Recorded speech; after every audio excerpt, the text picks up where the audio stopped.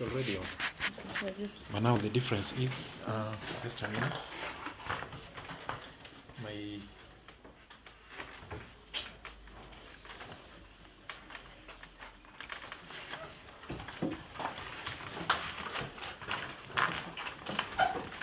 Madam, mtakupatia kazi, usijali.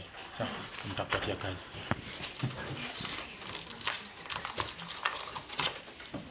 You can do this, you can put this one here.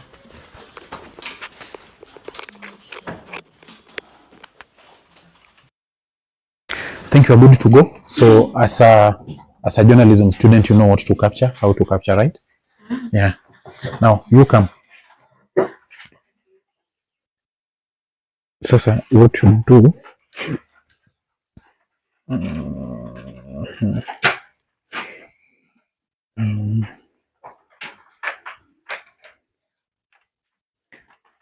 First of all, you will be taking random photos.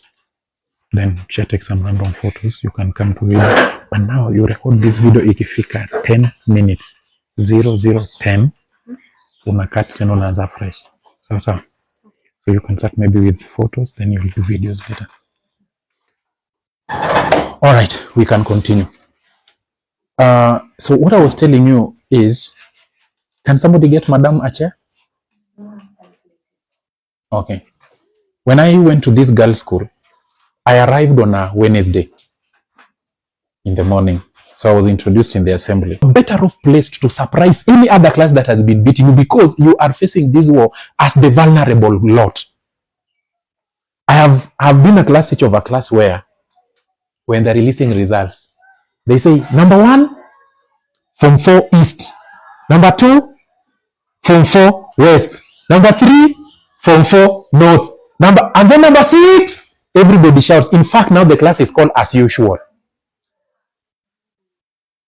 They don't need to read. They know where you belong. If you are going to do KCSE when you are in that category, you are the best placed to surprise people. Let me give you another funny example. How many of you have ever gone to represent this school in any competition outside there where other schools are? Everyone. Huh? Everyone. What did you go to do?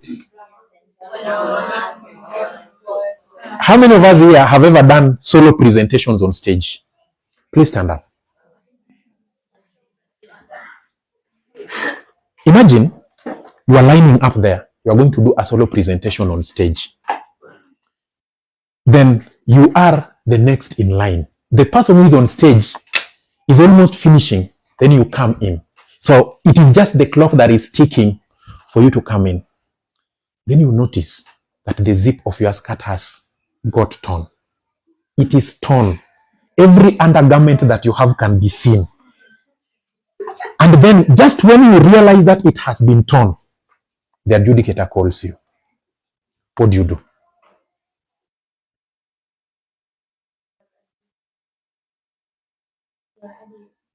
I like the word. Underline that word. I will be insecure.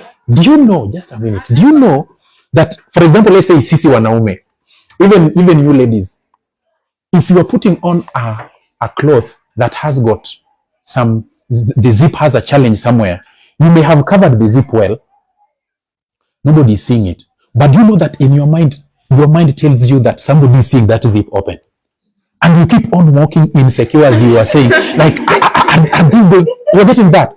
That is the attitude with which you face exams when you are in a class like this. Kindly sit down. Thank you. When you face a battle, when you are the one who is vulnerable, you have got a lot to be keen on than when you are the one on top. When you are the one on top, most times you always have this attitude of, after all, hiki tu tumezoea. I remember there are times when you were in primary school, you get used so much to a question that when you are given a mathematics question and there is one ABCD, sometimes you don't even need to read the question. You say, that diagram, right? Measurements ni ngapi? 28. Hiyo ingine ni ngapi? Hiyo science inakuwaga hii. You don't even need to do calculations. That is what happens when you are on top. And therefore, I want you to face, how many days are you remaining with to KCSE?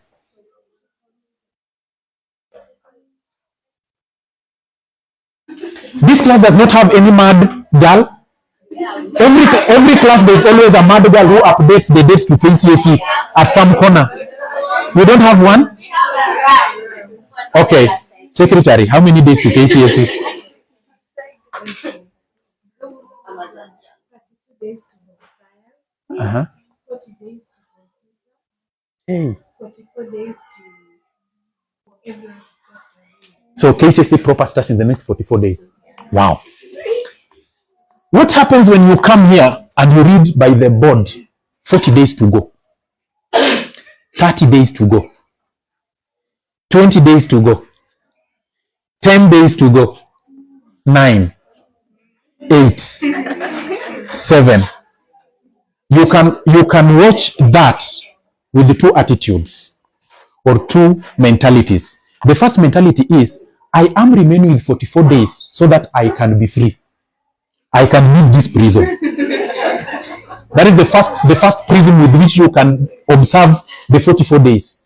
Another person can observe the 44 days and say, I am remaining with 44 days to either make or break my destiny.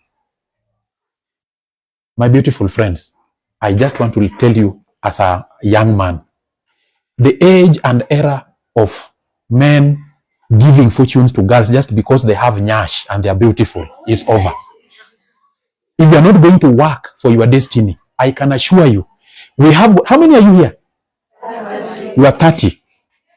30 beautiful girls in Lukenya, girls from 4 green. How many are in Machakos girls? Madam, there was this school that whose girls were trending on social media during a cultural event. It comes from the Cumberland. Which school is that? There's a girls' school that went so viral. It was so viral, the girls were putting on home clothes and people were wondering what exactly is going on in this school. And when you read the comments on TikTok where those things were people, old men, are commenting and saying, hata nikienda jela kwa ajili yake, I will serve my jail term successfully without complaining. What am I trying to say? How many more other beautiful girls are going to be churned out by schools after KCSE? You are not the only beautiful one. So if you think that just by virtue of being beautiful, you have already made it in life, I'm very sorry for you. I'm talking now as a man, not as a teacher. And before we talk about what you need to do in KCSE, we need to talk about what you have been getting wrong all along. Are we together? So even when you go to the hospital with the wound, they first of all have to dress the wound and clean everything until it remains red. That's when they begin to attend to it. They have to take away every impurity. Every time you face a battle, when you know that there is an escape route, most times you will escape other than fighting the battle. What do I mean? How many of you can get out of this building through these windows as things stand now? How many of you can get out of this building through these windows successfully as it stands now? The truth of the matter is, you know the reason why most of you are saying that you cannot get out is because you are seeing the glasses. The glasses I may get injured, so I cannot get out. Now, a terrorist gets into this class and stands by the door, and he's having rounds of ammunition around him, and he has already cocked his gun. He's willing to shoot indiscriminately, and he's telling you, no going out through the door.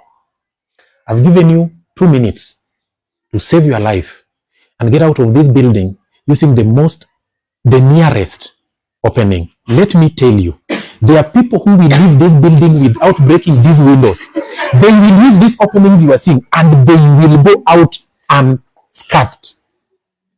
So now, for those of us who have eaten well, and by the grace of God, they have got some mass, they will get out through these windows without much stress. What am I trying to say? When you find yourself and you are preparing for an exam, You cannot prepare an exam for an exam when you know, even if I fail this exam, there's always something I can be. You are going to fail it. Your mom is big somewhere, your dad is big somewhere. So he told you or she told you that, my daughter, you go to Lukenya, just come with any certificate, provided is a certificate. Other things will follow later. You will come back home with just a certificate. But then, if you're going to face this exam with the mentality that it is either I'm going to make it and my life is made, or I'm going to fail it and my life is crushed, then that is the only time you are going to realize, I now need to pass this exam. For me, I always tell students, after what I've not lived for long, neither have I taught for long. But for the short while I've been able to interact with the students, giving also an example with my own life, I've realized a student who is determined to change his or her grades can do so within the shortest time possible. You don't need a year.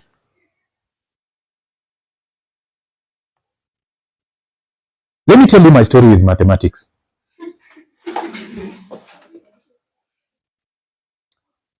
Mimi, I'm not a motivational speaker. I'm sorry.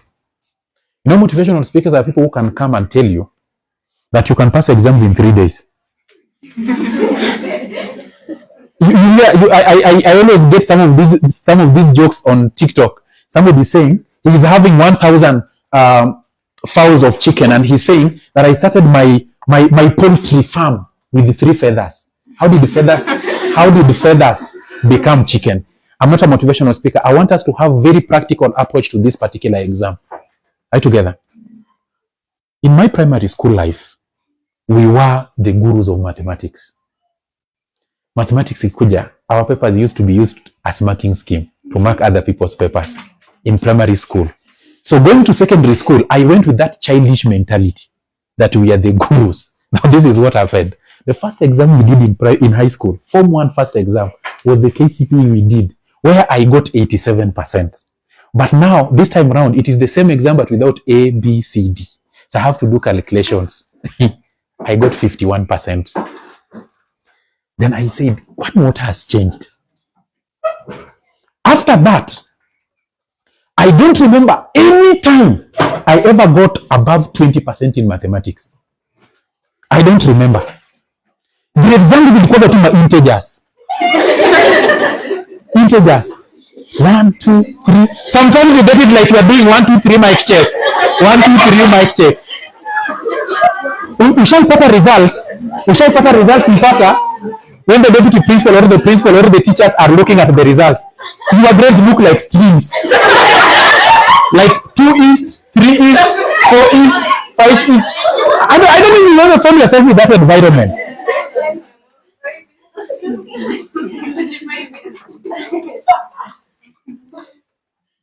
What I didn't know, that there was a teacher in a neighboring class who marked my paper when we were doing Form 1 end term 1 exam. So this teacher, they were having what we call conveyor belt method of marking. So when he marked a paper, it was a 10 marks question. So apparently, Mr. Uma Peter tells me that everybody, we were around 400 and something, everybody failed that question except me. But in that paper, I got less than 20%. Then he marked me. So in the next exam, when we did another exam, I got less than 20% again. Then he called me.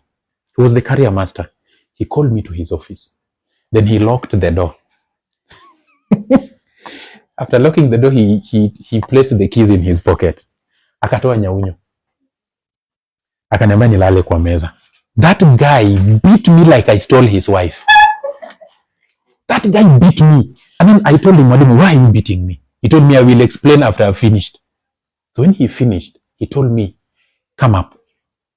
Go to the sink, wash your face, come here, sit down.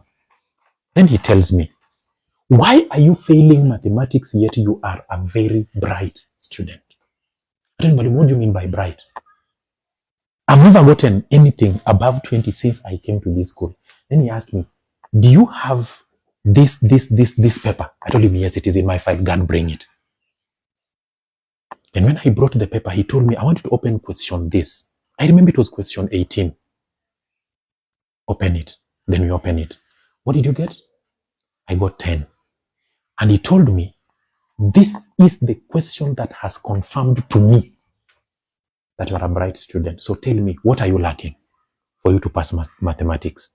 So I sat down. During those times, there was this book called Solving Mathematics. They were solving mathematics paper 1. I think it was senior or junior. There were 2. So I told him I wanted solving mathematics. What else do you need? He tells me, I told him I wanted access mathematics. He told me, consider it done. Then he got me the books and he charged me with the responsibility that every day before I see you lining up in the dining hall for any meal, whether it is tea break or lunch break or supper, I must mark a question of mathematics from you. That became our lifestyle. And bit by bit, I saw my grades beginning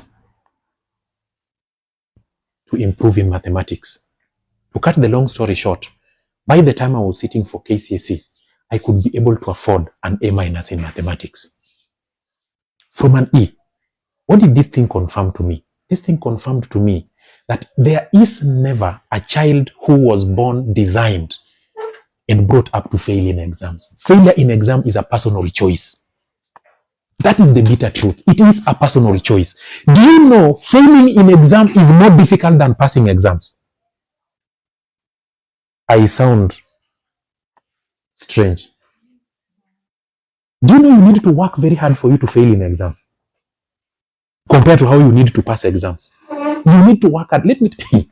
Nani mwa lala class kama mwalimu anafunza. How is the struggle? How is that struggle? You are struggling to be awake so that the teacher does not support you sleeping. How is the struggle? When you are given punishment out of the class to go and work outside and others are in class, how hard is that work? Is it an easy work? To go and clean the whole dining hall. How hard is that work? It confirms to you that for you to fail in exam as a student, you need to work very hard. But for you to pass an exam, it is never a difficult thing. And that is why we are learning what we call the art of war. And I've told you the first principle of the art of war is this, that you must face the battle knowing that you are the one who is vulnerable. If you don't shoot the enemy is going to do what? Shoot you. That is the first art of war. The second art of war, the second principle that you need to know is this, that for you to succeed in the battlefield, you must be able to take advantage of your fellow soldiers, because every soldier in the battle has something to give in that battle.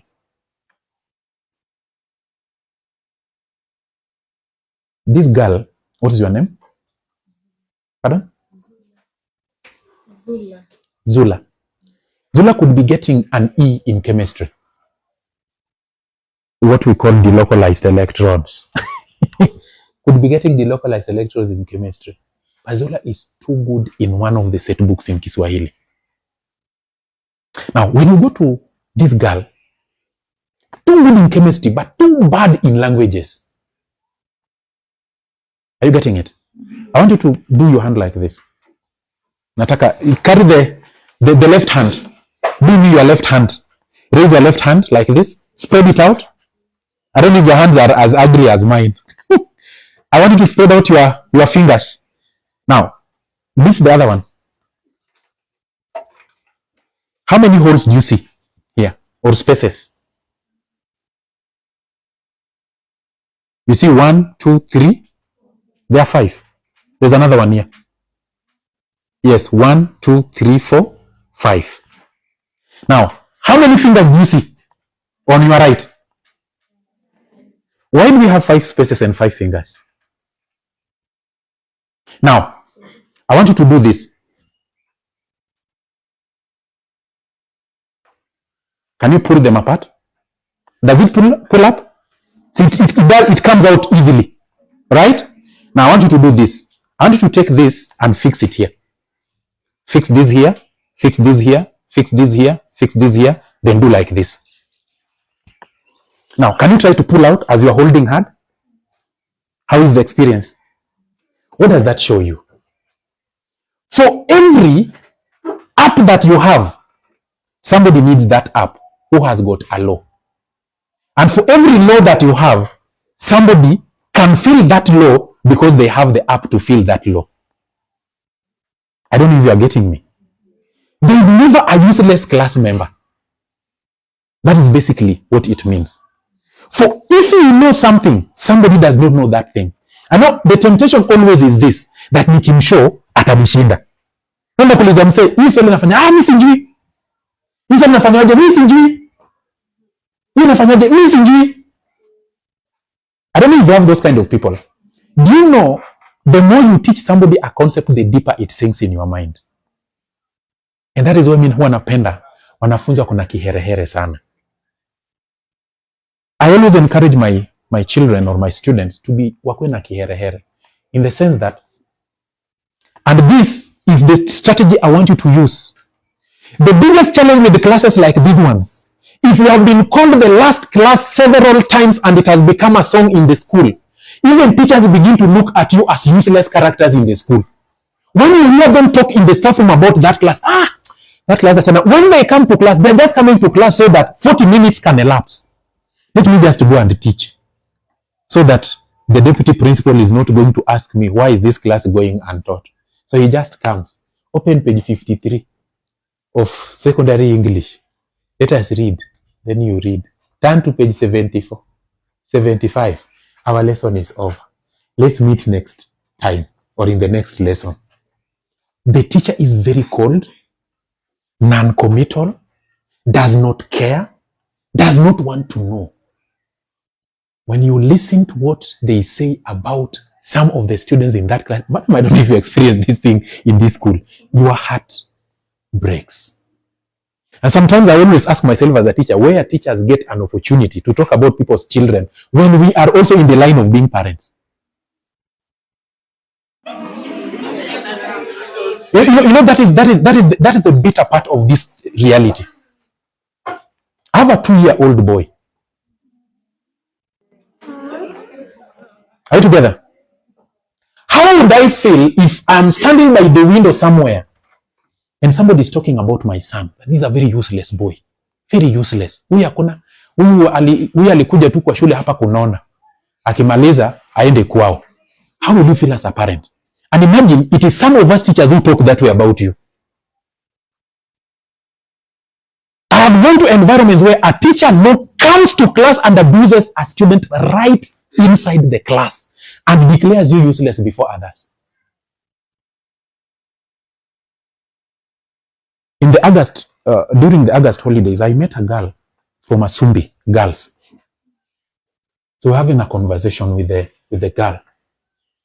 This girl is in for going to do exams, but she tells me, or she says, Mwalimu, for me, I'm going to do exams because I have to do exams.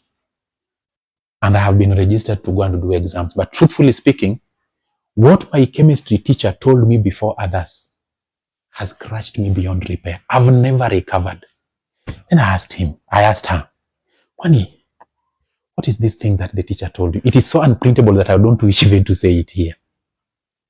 But do you know that some of us teachers say those things right before other students?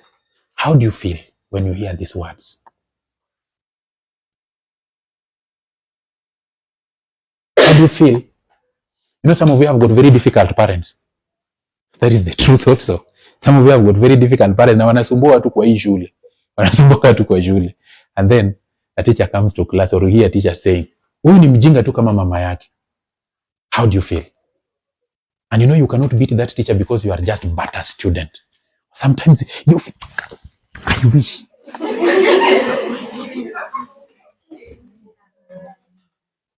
In the art of war, I have learned something. That one of your fellow soldiers can be very useless. But in his or her useless state, there's something he brings on the table for that war to succeed. And as that person brings the little that they can bring, there's some insights that I want you to learn from. And even the Bible recognizes about them. I don't know, some verse in the book of Proverbs that use laggards. Can you learn from the ants and be wise. Thank you. You sluggards, can you learn from the ants and be wise? Then I asked myself a question. Why would somebody, of all the insects, just choose what? Ants. I learned something about the ants. And that is how soldiers behave. Ants have got what we call a chain of command. One person gives the command and others obey. Now, this person here can be the class prefect. This person here can be the subject director in that class. Who is the subject director for English in this class? Or we don't even have those kind of things. Or how do you call them here? The person who coordinates the class as far as subjects are concerned. Do you have what? Subject directors? Who is this one coordinating English? Where is she? But I thought if you are the one I'm talking about, you are supposed to be carrying up your hand. You don't need to be reminded that it is you. Who is this? Who is coordinating English? It's you. Wow. Now, what do you do with that responsibility?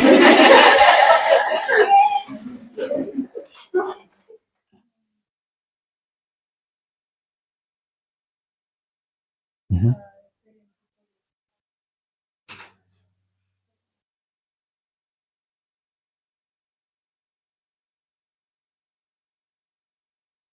Encouraging them. Okay, Ebu, stand up.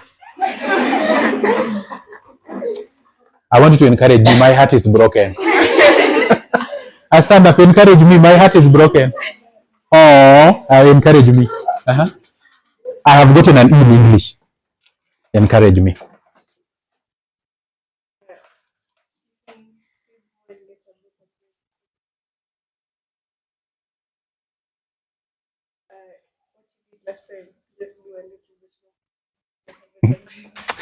Let's clap for her. Sit down. Do you know? What's your name? Sandra. Sandra, do you know there are people, some of them are even in this class, who sit until very late in the night. Lakini kwa mchana wanaona giza. They stay up to late in the night reading, but in exam they are not getting any results. The Bible was not, the framers of the Bible were not foolish when they were saying that the race is not for the swift, nor the battle for the strong. You know why? Alafu nasikia Gen Z wanasema akili mtu wangu. Are you getting that? And then after they have done their dubious way, they say ni God manze.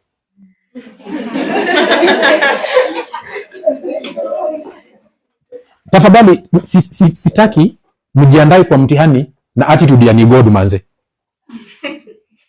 Tunaelewana vizuri? Hiyo story ya ni God manze tafadhali tuachane nayo.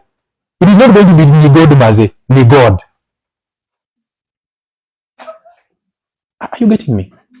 I will tell you how you can change that responsibility and use the remaining 44 days to turn this place into an academic powerhouse.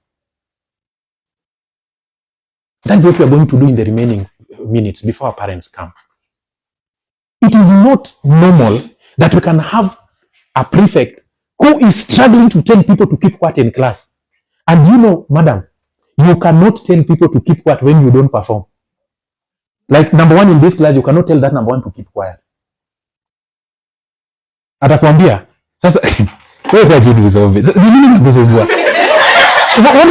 What exactly is your problem? That means you have a broken zip. Very vulnerable. Another thing about the ants that I've learned is this. That the ants, this is what they do. When there's a lot of food, that is in the summer, they store food. They get food and store. They get food and store. They get food and store. During winter, when there is famine and there is no food, what do? They eat on the food that they had done what? They had stored. Do you know how umejipata kwa mtihani? Exam inakuja, let's say for example it is chemistry at 8 a.m. So mshatoa vitabu vyenu nje. Mshapanga mpaka locus. Mnangoja mwalimu wa chemistry. Mmoja kila wakati mkisoma, mnaangalia direction ya staff room kama mwalimu tayari anakuja na papers. Alafu mko pale nje ya class, mchukua kitabu chako. Ile most of you mnatumia nini? Made familiar? Ama what are you using to revise? What are you using? Haya, mchukua kitabu chako. umefungua I want to study air and combustion. That is from one topic, right? Unapita air and combustion. Alafu hapa kando kuna vierero wengine wawili wana discuss water and hydrogen. You say hiyo water and hydrogen pia kuna kitu najua hata moja. So you stop reading through air and combustion, you go to water and hydrogen. Water and hydrogen. Alafu hapa nyuma tena kuna vierero wengine wawili wana discuss about the mole concept. Sema hata hiyo mole concept hakuna kitu bado ninajua. Very fast you have skimmed through water and hydrogen. You are taking Uber very fast along Thika super highway. You are going to mole concept. Unafika pale alafu unasikia index 1 and index 2 machupi wa class wako pale wana discuss chlorine and its compound. But then I also don't know. Do you know what is going to happen to you? This is what your mind is going to register. Air and combustion, you know nothing. Water and hydrogen, you know nothing. Mole concept, you don't know anything. Chlorine and its compound, you don't know anything. And just like that, the feeling of insufficiency is going to catch up with you. You're going to feel like, I think I'm not prepared for this exam. And this is what is going to happen to you. Panic comes in. And when panic comes in, panic huwa anakuja na raba. Anakujanga kama mbeba duster. Anarabu kila kitu uliwahi soma kwa akili, alafu nabaki blank. Then when you go to the exam room, you are seated like this. It is not your villagers who are not happy with your progress. Are we together? It is not your villagers who are not happy with your progress. This is purely scientific. After everything has gone, question ya kwanza. Umepewa hapo periodic table. Umepewa hapo periodic table, kuna that element marked Q nini. Alafu naulizwa swali. Kai, you don't know anything about that thing. Unaenda kwa question 2, haujui. Question 3, haujui. Question 4, answers zinakuja, unaandika alafu zinapotea. Zinakuja alafu zinapotea. Kama ni CRE umeulizwa 8 marks, you're supposed to be writing 8 words, umeandika 2 tu. Hizo 2 ukisoma zina summarize kila kitu. So you don't even know what to write next. And I will find yourself with that thing.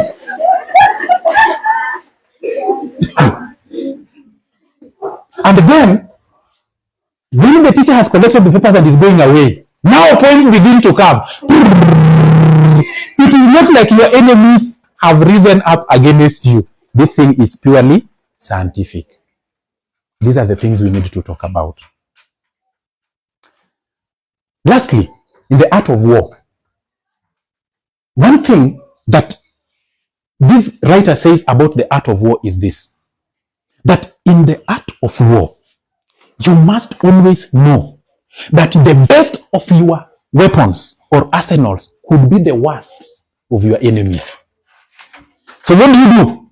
Don't show your weapons before you know what your enemy is having. What does it mean? Listen and take in more than you take out. And that's why you realize machopi wengi huwa hawaongei sana. Sijui kama mshaona chopi mwenye anapiga kelele. Anapiga kelele throughout. That one, huyo ni genius tu. But yule chopi mwenye that guy or that girl who sits down, yeye si ati yeye ni genius. Yeye ni dema meka tu chini yeye usoma. Na vitabu vimekubali. Those guys, they don't talk. Most times hata mwalimu akiuliza question kwa class, they don't even carry up their hands. Wanakaa tu, lakini mwalimu akwambia nani what is the answer na anajua answer, lakini hainui mkono. These guys are unconsciously learning the art of war that says that when you have weapons, don't begin to trust your weapons before you know the weapons of the enemy. Even the Bible talks about it. That the Bible talks about something about chariots and what? How many of you are readers of Bible? Kwani watu wasio wako hapa? Nani hapa ni mtu wa CU? Ako wapi?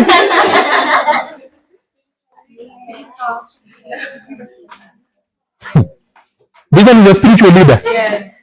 You are finished. How are you? Which verse is this one that talks about the chariots? You don't know. So how are you taking care of the spirits of these people? Now that you're the leader of their spiritual affairs, you can explain. Silvio? Yeah. You know the people in this country, every time they are in a mess, they tell you, babe, I can explain. You find them in a mistake in a relationship, babe, I can explain. You have been found cheating, man. Babe, I can explain. So what is there to explain? Now, I want us to talk about the alphabets of a successful candidate. Alphabet has got how many letters? The alphabetical letters ni ngapi? I want us to talk about 25 minus 1. Let us start with A. Now, this is what I want you to write down. Here, now you will write, because this one you can always refer to. Now, number 1, A. As a student, train yourself to attempt all questions if that is what the instruction is. Just write A, attempt all questions, or answer all questions. That is the first thing. Let me tell you, girls, there's a big danger in you leaving blank spaces in exam. Let me ask you a question. Unajua sisi wanaume, and sometimes when I teach about the art of passing exams, I always tell people, the art of passing exams is like seduction. Yes. Si hata nyinyi mwai kati, si mna kati wangu? Hello? Volume iko sawa? Nani hapa hajawahi katiwa?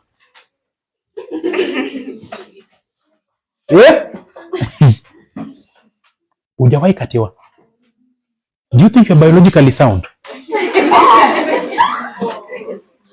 Do you know utamu wa kuwa demu ni kukatiwa? No, it is true. Utamu wa kukuwa demu ni kufanyiwa nini? Kukatiwa. The fact that a group of men are running after you, that is testament enough. That is testament enough that umefika.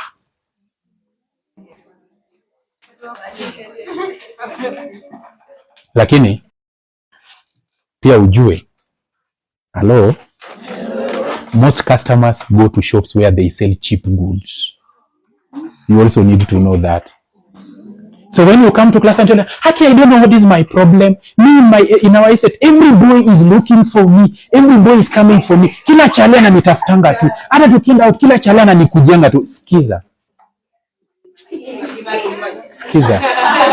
Wacha nikwambie kitu. Ukikuwa na flower, kama zile flower ziko pale zile red. Pale insects zenye zinaenda pale ni nyuki tu, si ndio? Ni nyuki zinaenda pale, lakini pia hata si wengi, ni 1 or 2. Na wakienda pale wanaenda kuchukua nectar, right? Kutengeneza nayo asali. Aya. Kukuwa na mzoga pale imeoza, nyama. Nzi ngapi zitafika pale? Sasa sometimes you could just be a rotten piece of meat. That is why every green or blue fly is running towards you. So please convert yourself into a flower so that only bees can be coming. Are you together? So it is not a privilege that, but I can tell you, when guys beckon your attention and they are looking for you and they are talking to you, it is a good feeling. Don't chase those people away. It is an experience. That is why sometimes I talk to parents, I tell parents, wazazi ambao huwa wanafuga wasichana ni kama wanafuga wanyama. Na umejua nini? Umejua nini? Just a minute. Umejua nini? I'm going to meet them at 12:30. Nitawaambia hii story.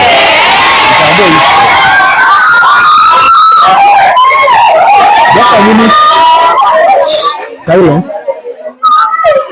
You know, there's one reality that we need to learn.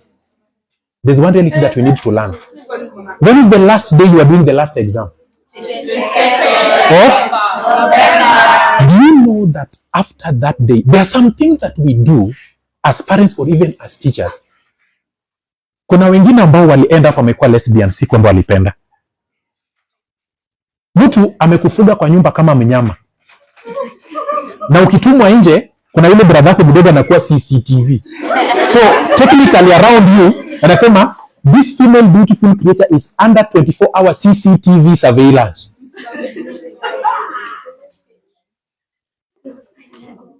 I have two at home. I have got my younger sister who's currently in Form 2. And then I have got 2 nieces of mine. All of them are in high school. I always tell these fellas, I feel good when boys come to visit you at home. I feel so good. I always tell them that please make boys to be much more of your friends than girls. Do you know why? When you go to the university, your mother is not going to be there with you. That father of yours who is always feeling like he wants to walk holding a gun behind you, he's not going to be there with you.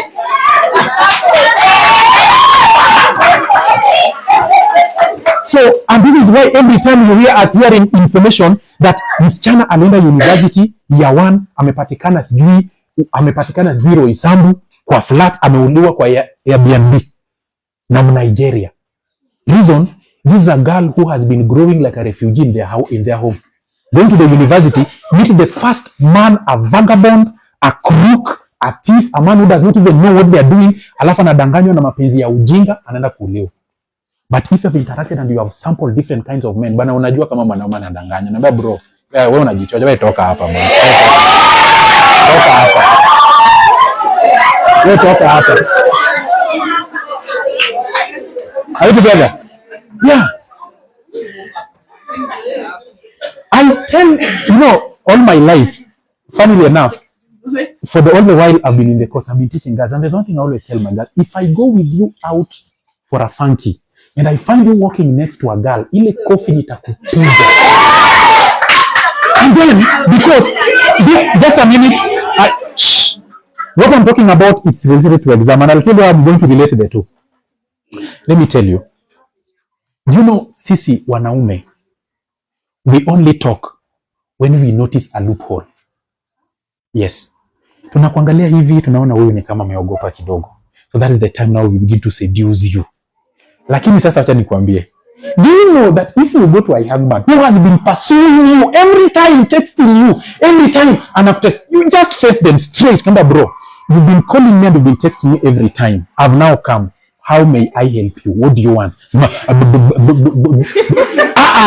you talk? What is it? What do you want? Is it unanitaka? What do you want?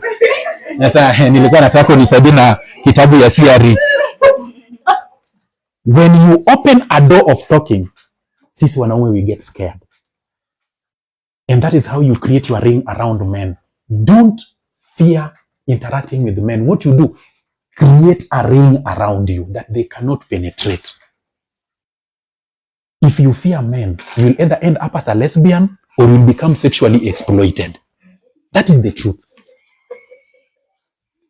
Now let us go to the art of seduction. Let us now go to the art of seduction and exams. Now let me tell you something about sisi wanaume. This used to happen when we were in high school. I don't know if it happens during your time. Manze, kama kesho ni saa 5 tunaenda out. We are going out. In that girl school that is our girl school, it is a night of busy. It is a busy night. A night of a lot of activities. First of all, as a man, you have to ensure that you have got your shirt. Kama shati zako zilikuwa nyeupe, lakini zilikuwa kama nguo za scouts. Sahi, you are in Form 4. Shati nyeupe ilikuwa kama nguo ya scout. Umebadilisha color. Unaenda kwa Form 1, anakupatia oxy. Oxy ilikuwa ile shati bado iko very white. Most of you I'm seeing you are still having oxys or putting them on. So get that white shirt from a Form 1. Alafu unaikunja vizuri, unaweka pale chini, unalalia. So kichwa yako kubwa imekuwa pasi. Together. After that, unatafuta longi nzuri, very nice trouser. Si yako, because longi yako kumbuka imekuwa kama umbrella, ishararuka hivi. Na huku imekuwa kiota. Are we together? So you go and get a new one. Unaweka pale. Unatafuta viatu, everything. Unatafuta kama kuna spray. Unaweka pale. then you look nice. What is that whole process in the process of preparing for exams? Getting concepts right and reading your notes. Manze, wacha nikwambie.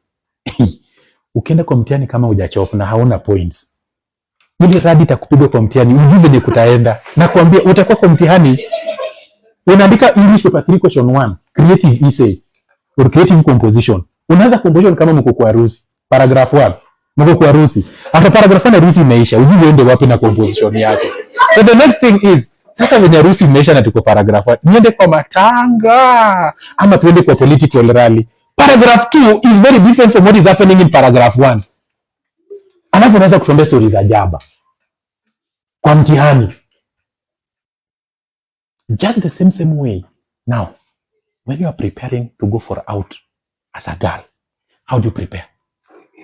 Do you just wake up, you pick some of your clothes and somebody anambia, nipatie socks yangu, ile ya left iko wapi? Socks yangu ya left iko wapi? Ati haiko. Nikatie mkono ya sweater nitavaa kama socks. Do you do that? You get the best. And that means that even as you prepare for exams, get the best out of those books. That is what we call the art of seduction. Getting the best. Number 2, the art of seduction and preparing for exams is the same thing. Mkifika pale, how do you choose who to roll with the whole day and who to not to roll with the whole day? What will determine? Hello? Umeshafika pale kwa ground. Machalo wamekuja, wamezunguka bus. Sasa mnatoka. Now, how do you choose? 5 men have come. What will you look at before you decide who you are going to spend that day with? Number 1, what about looks? How they are dressed. See, they are putting on uniform. Uniform chafu. Sasa wale wa uniform chafu utawaambia aje?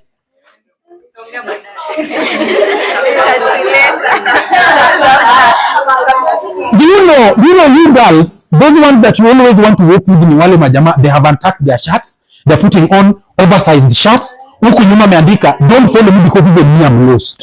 Those are the people you want to work with. Na inside ingine amekunja mpaka hapa, hii ni mrefu. Viatu zake vinakaa kama hooves za ng'ombe. Anatembea kama Mr. Bean. See, those are the guys you want? No. Okay, which are these guys? Do you know this generation si kama generation yetu wakati tulikuwa high school? Hii generation, chali akikuja tu amedunga kablazer kake, amedunga vizuri, ako sawa, viatu amepiga rangi, ameweka ka watch kake hivi, ako sawa, and he's speaking good English. Bwana, this guy is too serious for life, bwana. You go and play with children outside there. Unataka mtu anakaa msanii hivi, si ndio? Ndio the guys we want. Rough guys wanakaa msanii. No, the first one. Therefore, there is a very direct correlation between the art of seduction and the art of passing or preparing for exam. Just the same way you put the best clothes forward, the best socks forward, the best skirt forward, the best everything forward. That's the same way you assemble the best books, you put them together. The best notes, you put them together. Everything good, you put them together. So attempt and answer all questions, because every time you are leaving a blank space in exam, it is a direct ticket that you are going to fail that exam. So umeuliza question ya kwanza, na mimi naambia wanafunzi, please write something. Now I'm talking as an examiner, write something. Let me tell you, KCSE is the most lenient exam. KCSE is the most lenient exam. You may write a lot of rubbish in that space. Do you know KCSE, the teacher is allowed to read the whole of that thing you've written and make sense out of it and see if they can be able to have mercy on you and award you something. What if now you left a blank space? It is a ticket that you're going to fail that exam. Don't just give up like that. You say you've suffered in this school for 4 years. Why would you now go and give it up the last minute by just leaving blank space? It never works that way. Be neat and organized. Skiza. Be neat and organized. Wacha nikwambie. Unakumbukanga hizi vitu zenye mlikuwa mnaandika, hizi vitu zinakaa kama dichotomous key. Mlikuwa mnaandika kama mko kwa, I think it was in primary. Do you want to know my name? Go to page 96. Now when you go to page 96, no, not here. Go to page 107. Do you remember that dichotomous key that you should learn primary school? You don't treat exams like that way. Ati, you've been given a question here. This is the question. Then this is where you're supposed to be writing your answers. Then you write your nonsense here. Then you cross. Then you say, go to the back. What am I going to do at the back?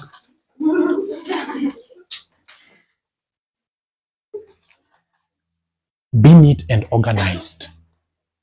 Don't just write for the sake of writing. You know, there are some students or candidates, the only reason why they fail, I don't know if you've ever found yourself in doing this. You've been asked 5 points. The first 4 points you've written are nonsensical points. After you've finished and you've now filled the space, now real points now begin to come. Benefits of studying business studies, you start with this a career subject. Aren't there some important things that you can write there? Let's go, for example, to English. Somebody gives you a question of oral literature. And this is just an oral narrative. Or maybe, even, we are doing Fathers of Nation, right? As an excerpt. Right? Now, you are given an excerpt of Fathers of Nation. Then, you are given the statement of Prof. when he was telling his wife after the death of their daughter.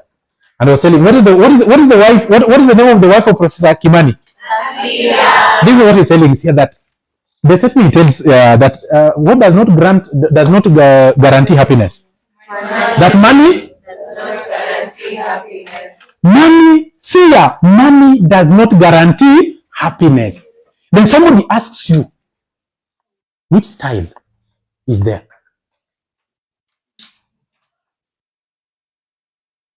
There are 2 styles there. There are 2 styles there. But one style is the main style, the dominant style. Another one is just, let me call it a subsidiary style. It is there, but it's a weak answer. Now, the strong style that is going to score you the marks. Look at, for example, the marks you've been given. You've been given 4 marks or 3 marks in that question. And then you say that the style that is there is dialogue.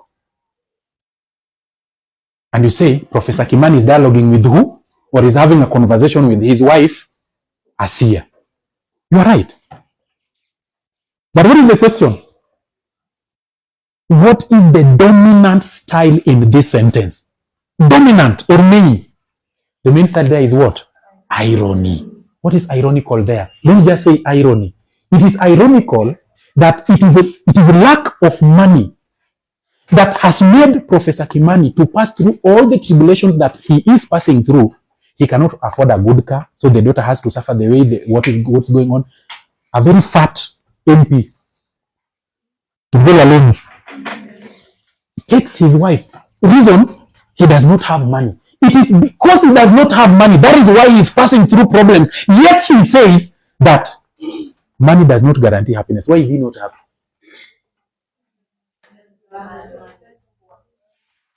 Are you getting that? Ask yourself, in this particular question, which ones are the main points? Now, be neat. Please, najua uko na raba. Najua unajua kufuta. Najua ambayo you can cross. Please desist from that habit. One thing I want to urge you, when you'll be preparing for exams, kuwa na pencil. Alright? Have a pencil. And why do you need a pencil? Sit down and write these points. Just sketch these points down somewhere.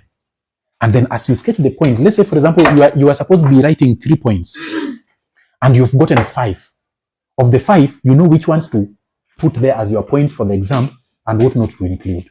Then after that, what you're going to do, you do what? You rub them off.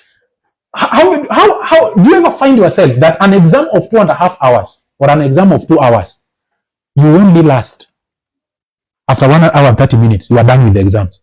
You have got 1 hour, ukimbia uende kwa choo, ulale, ukae hivi, uangalie wengine wanaandika nini, ujikune kidogo. Anytime you finish exam and you have got a lot of time ahead of you before the exam is, I want to tell you, you are preparing your highway to failure.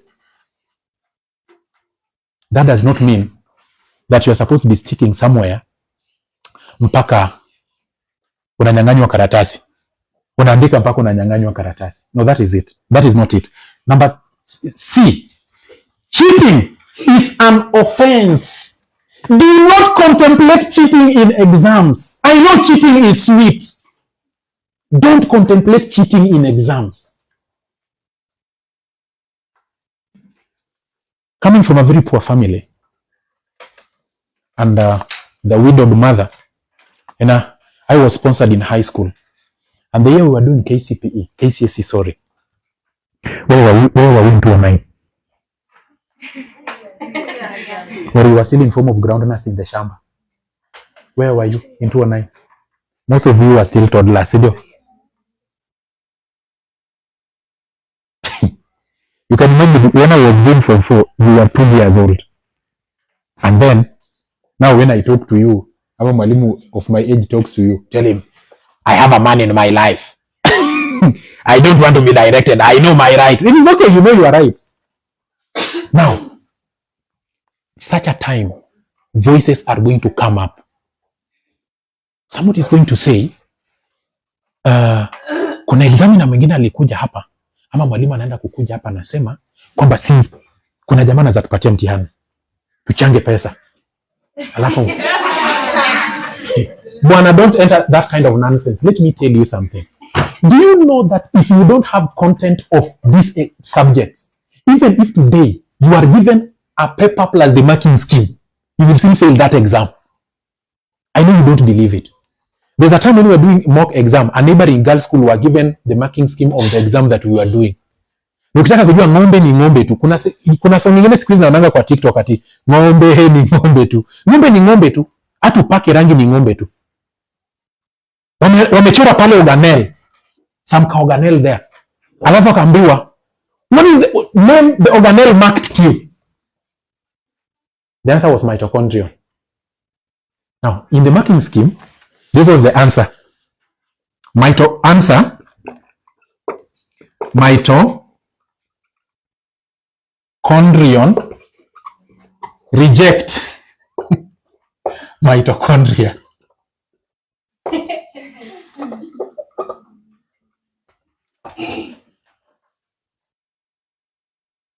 3/4 of the candidates wrote this answer the way it is. So teachers are marking, and everybody, ikifika hiyo number, mitochondrion, reject mitochondria. Mitochondrion, reject mitochondria. This is the language of the examiner, not for the student. If somebody is going to lie to you that you contribute money to buy exams, if somebody, whether that person is the teacher or the principal of this school, I don't care, but I want to tell you, if somebody is ever going to lie to you that you can access this exam beforehand, please get it from me. You will not. The danger of believing such kind of myths is this. The moment I have told you that I am going to give you English exam, you will stop reading. Number 2, even if you read, your brain is going to stop getting the points because your brain is already fixed that something is coming. Unasikia harufu? Ni harufu ya nini? Chakula gani? What do you think is being cooked? Let's assume it is pilau, sindio? Now, let's say one of the parents comes here with a full bowl or a full sufuria with the berry that is not fried and is telling you, my girls, I've come to visit you. I have come to bring you this. It is not fried. How will you feel? And you are preparing to go and eat pilau. What will you do? You will just keep quiet for the sake of respect. But if darkness were to be here, what you would do to that githeri or the owner of the githeri, only God knows. Why are you rejecting this? And do you know there is a time in your life that njaa inaweza kuma mpaka ukiona hii githero unaona ni kama, hey, God, thank you. Thank you for remembering me. Are you aware of that? Don't go that direction. Don't go that direction. I want to plead with you. Hata kama huyo mtu mwenye amekuja amesema yeye ni mtu wa neck. Sijui neck ya shingo ama hii neck ya mtihani. But amesema yeye ni mtu wa neck. Anaweza wapatia mtihani. Please. The moment you are going to put your mind there, that is the point your brain is going to lock. I had my brother with whom we were sponsored in high school. This is a total orphan. And then there's a young man we were with in class. This is a real life situation. What happened to us? So Samuel came to me and told me, and I know maybe someone could be watching through TikTok. This is a real life situation. Samuel came to me and told me, bro, nataka kurudi home. I want to feign sickness. Nataka kujifanya niko msick. Nikamuuliza, mbona? Akasema kwamba so fulani wa fulani mwenye baba yake is a principal in one of the senior schools in the country who are known for accessing exams in time has said that they can give us exams. So the agreement is everybody in the whole school who is going to do KCSE is supposed to be contributing 5,500. Let me ask you, if you are 400 times 5,500, how much is that? Almost 20-something million. If it was 20-something million, but it's some millions, right? This guy came, akaniambia, bro, sasa mimi nikienda home, what will I sell? You want me to, should I go and sell my mother? What will I sell? This guy went home and picked a goat in the family. The only thing that the father left when the father died. Picked a goat, went and sold it for 5,500 and brought the 5,500 in school. Wakachanga pesa. Sasa sisi ambao tulikataa kuchanga pesa, and you know I was a student leader, so there are things I could not engage myself in. So sisi ambao tulikataa kuchanga pesa, tukaanza kuambia anajifanya, wanataka kufanya mtihani bare chest. Tutaona penye mtafika. Jamaa kama tobo kama you are an idiot. Anyway, bwana mtu anataka kuleta mtihani hivi kufanya, wewe unasema unataka kwenda kufanya mtihani bare chest wewe. Huko na kibiti mama wewe. Kaambia it's okay. Bwana wale ambao waliongoza bwana mchakato mzima wa kwenda kutafuta mtihani ni bwana chairman wa CU. Chairman wa CU. Ninakumbuka watu wa CU saa zingine wengine ni wazuri lakini wengine ni wabaya bwana. Chairman wa CU wao wanapanga mikakati bwana. Mpaka jamani form 4 instead of kukaa chini ku revise, yeye amekuwa security ana grab papers. To cut the long story short, a section of us did exams bare chest as they said, without copying. And there are those ones who copied the exams. Now listen. Naingia kwa mtihani. Msha revise. Mathematics paper 1. Section nini? Option. Inakoka option ama what? No? Alternative A. It's called alternative A. Naingia kwa mtihani. Question 1 yenye mle revise nasema evaluate without using logarithms. Na figures ziko pale. Yenye mnaona ni fractions. Haiko. Question 2, equations on a straight line. Ndio mle revise. Huku loci. Question 3 yenye mle revise inaitwa aje? Hii ya dy over dx. Hiyo ndio mle revise. Ukikuja huku quadratic equation. Do you know as a student na ulitoa 5,500. Ujui tu machozi ama makamasi ama yote ama jasho pia uongeze. Nini unafika mahali like you want to carry up your hand you say, excuse me sir, you have brought us a wrong paper. That is how that paper ilichapa nje. The first paper. Do you know what that does to you as a student? You invested, you burnt the whole night revising a paper that has not come. You know where that throws you. Don't go that route. Lakini mtu akikuja kwamba tumepata karatasi, hiyo ndio KCSE. Don't treat it as KCSE. Treat it as a revision material. And revise it just the way you will revise any other paper you pick outside there. Are you together? Msende, alafu mjue kuna wengine wanakuwa na ufala sana. Ati sasa, I know, si wazazi wenu wanakuja kwa shule leo. Some of your parents are very chaotic parents. Some of these parents are going to leave you with phones. I know. You are going to have phones in this school. Alafu mjua, niko na chali yangu ako Machakos High School. Aliniambia ataniorganizea mtihani. Sikiza. Kila siku, and I'm talking to you as a man, kila siku ndoto ya kila mwanamume, hata mimi nikijihesabu mle ndani, kila mwanaume ndoto yake ni kwamba mwanamke lazima akae chini yake. Hiyo ndio ndoto ya kila mwanaume. Ili mimi ni boyfriend wako niko Machakos High School, wewe uko Lukenya Girls, nikupatie mtihani upate A, mimi nipate A. Are you noticing the difference? Upate A, mimi nipate A. Alafu mimi nikishapata A, mimi nipata A. Now when I come back to you, tell me, excuse me boy, we are members of different classes. You are not my class. I went to get an A. As I was getting A, now I don't belong to your class. And please, go and look for girls who failed exams like you. You are an idiot. You are mumu. See, that's what you girls will do to us. Nateseka na nyinyi. Wengine mnawalipia fees. Kama mko university, wewe ni comrade, mimi ni comrade, na kusustain kwa shule, unapata jamaa mwingine wa gari alafu anaanza kuniambia wewe.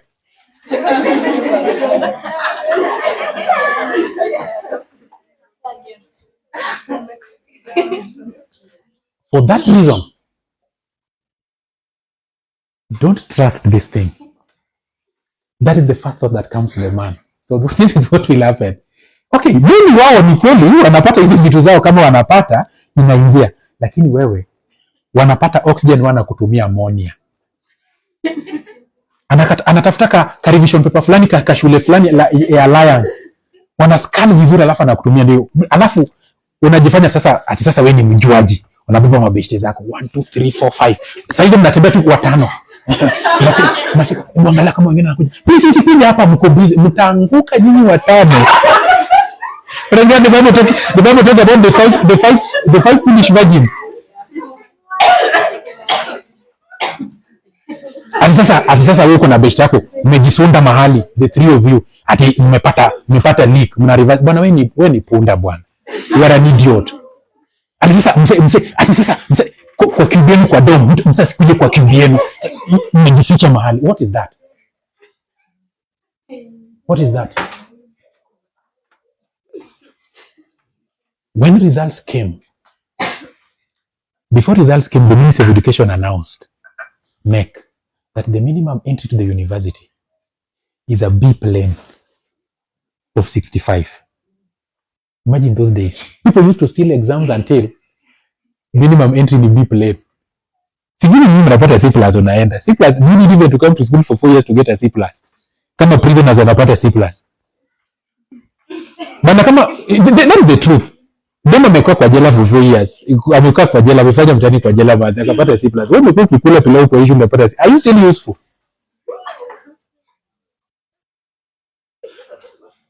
And that is why, as a girl who has been in this school and has gotten all the privileges to be here, please don't allow a villager to defeat you. Because when you go before a competent interviewer, ulisoma wapi? Lukenya Girls High School. That is a boarding school? Yes. Wewe? Nilisoma kwa Panyadiel Secondary, mixed day and boarding. Okay. What did you get in Lukenya? I got a C-. What did you get? I got a B-. Are you go home? We shall call you. we shall call you. Imeisha. Are you getting me? Guys, let us make conscious decisions. Now, B. Do not panic at all costs. I told you the moment you panic, the point you panic inakuwa ni duster, inakuja kudelete everything that iko kwa akili yako. Alafu nabaki blank. What English calls tabula rasa. Unabaki blank. Don't panic.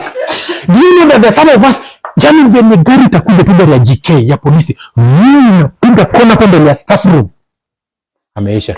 Mguu sasa iko tu hivi, yaani ameisha. Why should you panic just because a GK has come to school in preparation for exams? Yes sir. Welcome. Now, how many of us here know how to drive? I'm not talking driving people crazy. Driving a vehicle. How many of us know how to drive? I know all of you can drive anyone crazy. Yes? Any driver here? Good. Please come up. Stand up. This is highway. Busy highway. You are the one who is on the steering wheel. How do you behave?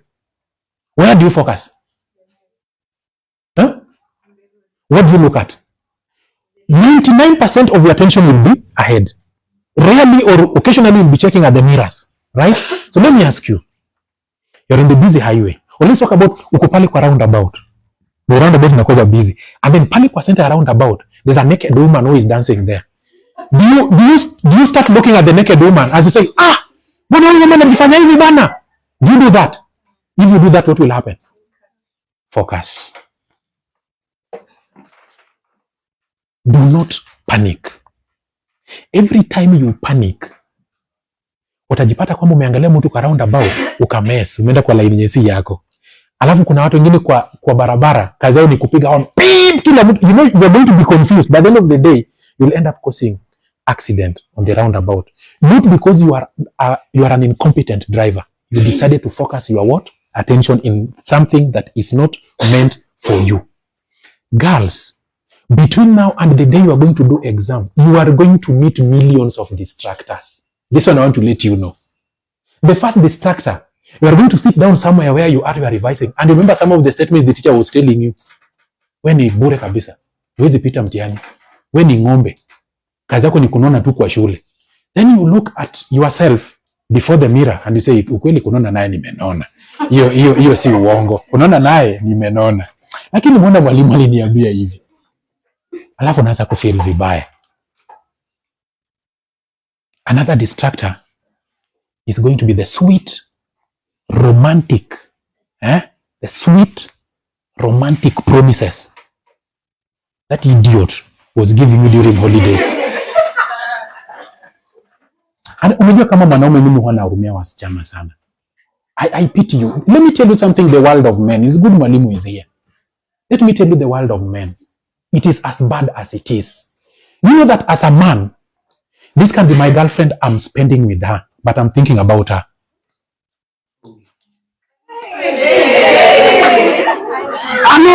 I'm being honest with you. Ili tuko naye out, tunaenjoy, tunakunywa madrinks zetu, tunakula nini, yeye ameweka tension yake yote hapa. Mimi niko na yeye.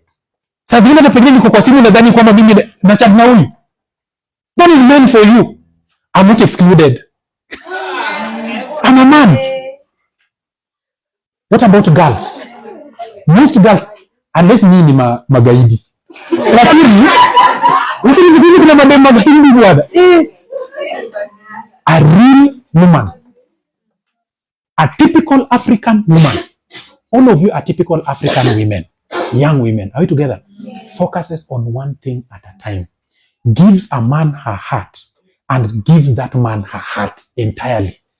And focuses there. Now, look at how stupid you are. Will you keep quiet? Now listen. Uko hapa. Chani wako ambaye ako Machakos High School.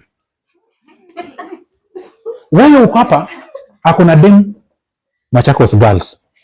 Mwingine ako Buruburu. Watatu wako Pangani. Mmoja, another girl school around?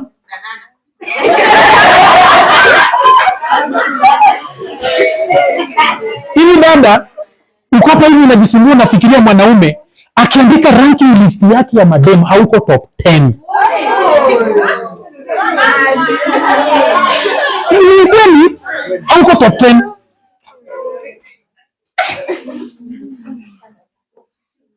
These are the tribulations that girls go through. Umekaa chini, umesema, hey manze. And then you have some of your friends who are only constructive and good in such kind of stupid stories. Ukianza tu story ya machala, unasema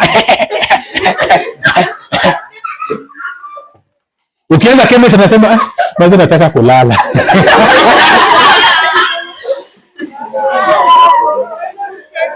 Focus. Wewe umekaa pale, umekaa hapo peke yako, umekaa darasani watu nadhani unasoma. Unakumbuka vitu vingine acha. The man is reading and is busy reading. Akishamaliza kesi imetoka umeanguka kesi yako because wewe kazi yako ilikuwa na fanto tu kikwa darasani. Yeye anasoma. Amepita umeanguka. Sasa ati Brian, ile story yako tuwetu ni aje? Ati who am I talking to? Who am I talking to? Kwani kumbuka Sylvia Lukenya? Sylvia, unafanya kazi na have you ever met? Do you know each other? When you meet face to face, results zimeshatoka. He's going to the university. You are going to the University of Life. Unaenda kufunzwa na ulimwengu. Are you getting me? Let me tell you, you cannot talk the same language. If that man, after wasting your time, you keep on fantasizing about him, you fail in exam and he continues dating you, he is dating you because he's having pity on you, not because he loves you. By the way, girls, do you know that some of us men who date and love girls, not because we love them, we are having pity on them. Wewe hata sasa nikiwacha sahi hata anazaka kinyonga, acha tu ndio nisaidie maskini. Sasa tutafanya nini? Let me just help her. It is true. Do you know these are truths you don't want? Imagine that is the person who is making you not read in class 44 days to KCSE. You're thinking about a young man in the university. Imagine, me, I don't date high school boys. See your life. See your life. I don't date high school boys. Me, I date boys who are in the university and above. It's okay, he sees. We understand. Let me ask you. I've been in the university for 4 years. How can I be in the university? I'm a university student. Then you tell me that you are the only girl I love. I'm a university young man in the university. Please, sis, let us be able to transcribe these facts for you. You are not the only girl I love. You are the only person who can give me cheap sex. Because Demo University, kuna vile itabidi umegaramika. Lakini wewe, mwenye chips mwitu nasema, I'm only yours, take me. Take me. Chips mwitu. Ati KFC. KFC. How much is KFC? 3 pizza. 3 pizza ni pesa ngapi KFC? At most 650 shillings. Is 650 shillings enough to sell your destiny? You want to tell me you can take a university girl who read and got an A plane or an A minus to KFC, 650 shillings, then you think she's going to open her legs for you? Who can do that?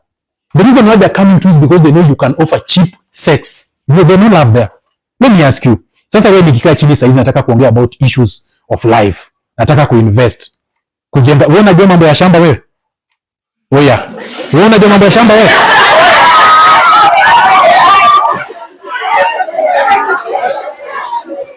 Imagine that is the bitter truth. This man will only call you when he is horny.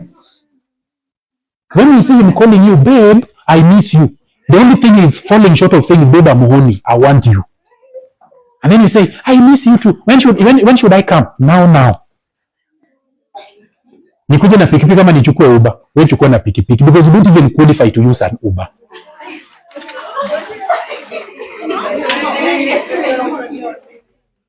Alafu ndio mtu anakaa chini, mtihani unakuja 44 days, umekaa chini. Chali wangu kwa UN, haki walai. Chali wako kwa UN. You are here, you don't even if you go to UN. And you are here. Can you sit down and make your life useful? Make your life useful. Do something useful for yourself. Men, give value or attach value where there is value. That is our nature. Men love spending where there is value. Quality, not quantity. Are you together? Saizi, the only thing mnaza offer ni nini? Quantity. There's no quality. Because let me tell you how useless you are at this level to these men. I'm sorry for you. Saizi, nataka 50k. kuna kakitu emergency imetoka. Ati babe, nataka 50k emergency. Sasa babe utadu. Imagine that's the only thing you can tell me. Sasa babe utadu. Nataka 50k sasa hivi wewe punda wewe. Unaniambia utadu. Imagine that's all you can offer me. Alafu kisha anasema ati after all you have gone through. Me and you gone through what? Sis, drop the baggage. After today, just drop the baggage. Where possible, drop that nigga off your head. Forget that character out of your head for the next 44 days. Because he has forgotten, he doesn't even remember about you. You don't even exist. It happened over the holidays, it ended. That is, it ended there. Mwanaume anaweza toka kukatie, akienda nyumbani na kutana na huyo anakatia, na ametoka kwako. That is men for, that is women for you. So why are you struggling? Why are you failing exams because of a man? Ati napata dem from 4. Ati I have been heartbroken. Sis, wait. Wait. When you unaweza kukuwa heartbroken from 4, ukifika for 8 akwaje? They are going to break your neck. What is wrong with you? What is wrong with you? From 4. 17 years. I have been heartbroken. How now?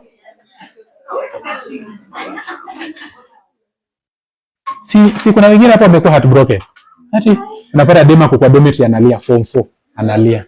Ati imagine Brayo told me it is over between us. It was never there in the first place. You were just a tick that was hanging on a dead cow. Kupe, habari yako?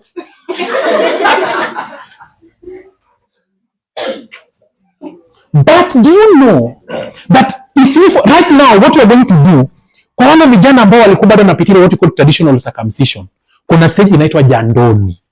Vijana wanapelekwa jandoni. Wanapoenda jandoni, pale jandoni, it is not a laughing matter. You have been circumcised, you are feeling pain. It was not even medical. Ilikatwa na ile, what we call, you did not read me. This book that was done previously is called what? Blossoms of the Savannah. Are you together? There's something what we call Olmurunya. Jamaa alikatwa tu live. Hata kushona kupewa hata painkillers. I don't know, take it somewhere in the bush. Go to the Bukusu, you will see the pain those guys go through. And when somebody is coming to serve you, your aunties are good to come and serve you in the morning. Papa, you know what happens to us in the morning when we wake up. In the morning. And the person who is coming to serve you is very beautiful. So when you see him, when you see her, you will react. If you react, pay him. You are being trained to be somebody who can be hard and withstand the pressures of life. Between now and the day we are going to do KCSE, nataka muingie jandoni kama form 4 green. When you come out of that place, what these guys are going to see, giza. Unaanza kuuliza na hasa analipitia wapi? Atalipitia wapi? Si atukuka tuwashinda hapa kila siku. Atalipitia wapi? Wamekuwa jandoni for 44 days. Tutaelewana venye tunaingia jandoni. That is, now next. Now, E is expect success and eventual promotion to the next level. That should be your expectation. Wewe uko tu mahali kwa unaenda kufanya mtihani, I'm not expecting nothing. When you can see nakuja napata nini? Mimi, what God gives me is what I will take. God does not work that way. Which God is that? How can you say that we are the head and not the tail? Then you tell us that whatever he gives us. What is that? Expect success and promotion to the next level through this exam. By now, you should start talking about university life. Watoka hapa wanasema kama mimi nikimaliza form 4 nataka kwenda kufanya kazi Saudi Arabia. Aki walai. Aki walai. Unataka kwenda kufanya kazi Saudi. Wewe unafanya mtihani. Do you know? There's a reason why God took Abraham. You know, if God would have told Abraham that I'm going to give you so many descendants, maybe he may not have believed it.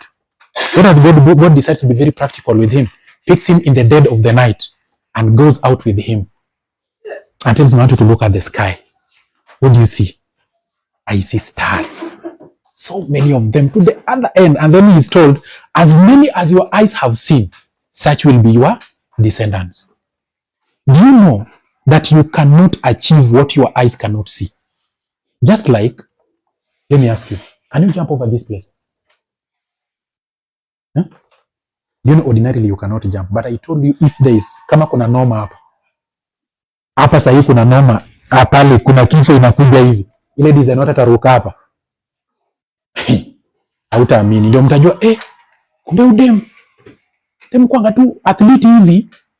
Na shule huwa haina athletes, na huyu ni athlete. It happens. Expect success. Whatever your mind has perceived, that is what you can get. Start training yourself. And you know, let me tell you, every time you are expecting success, our minds and our attitude has always the habit of reminding us the past. Ati? I know sometimes the person who is reminding you the past is your friend. And he must say, me, I want to get a B+ in chemistry. Oh yeah. You, B+. Chemistry. Oh yeah. Chemistry is not Bible now. What are you saying? You the one who has been getting E's all along. Who is reminding you? Your own friend. Who is your best friend in this class?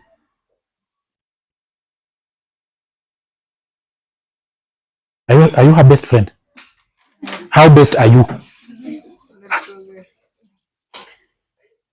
But who is her best friend? You know the fact that you can spend hours together doesn't mean you are best friends.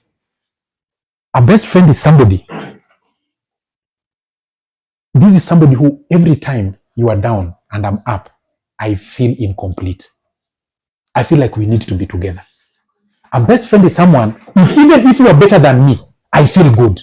Because in you being better than me, I am also going to be better. A best friend pulls you up when you are down. Lakini, especially madem, my best friend siku hizo anakaga aje. Akina nani wanatunyang'anya ma boyfriends? Friends.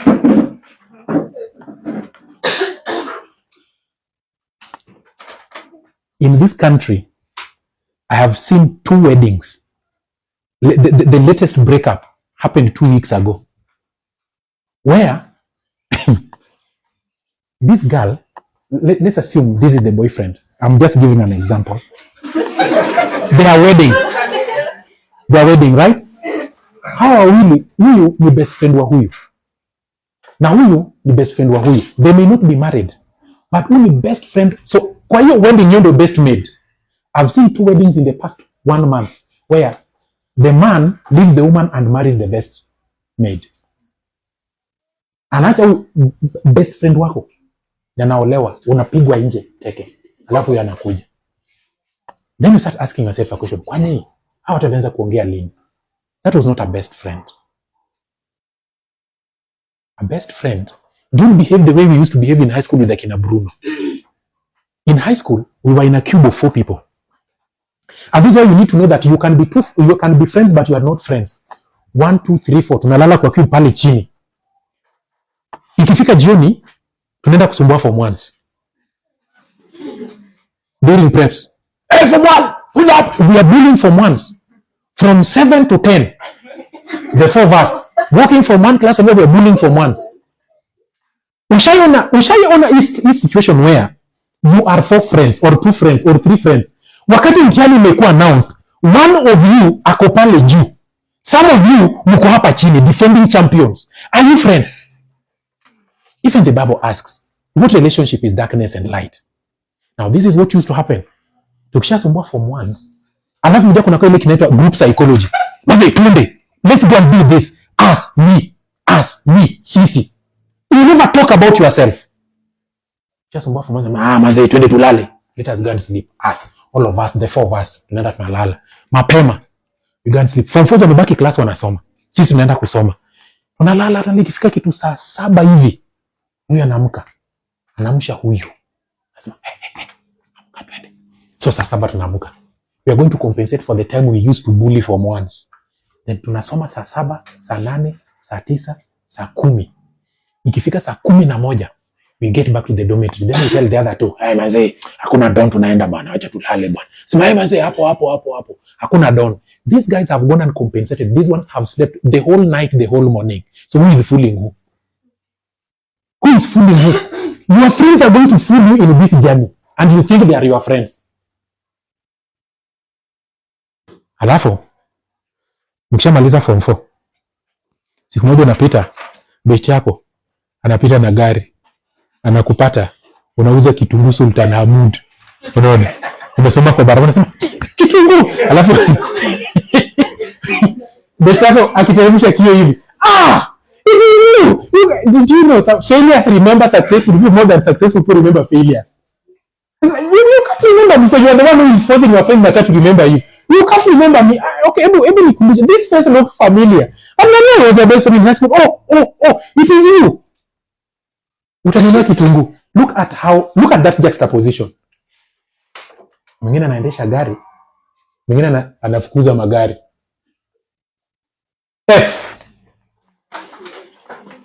Friends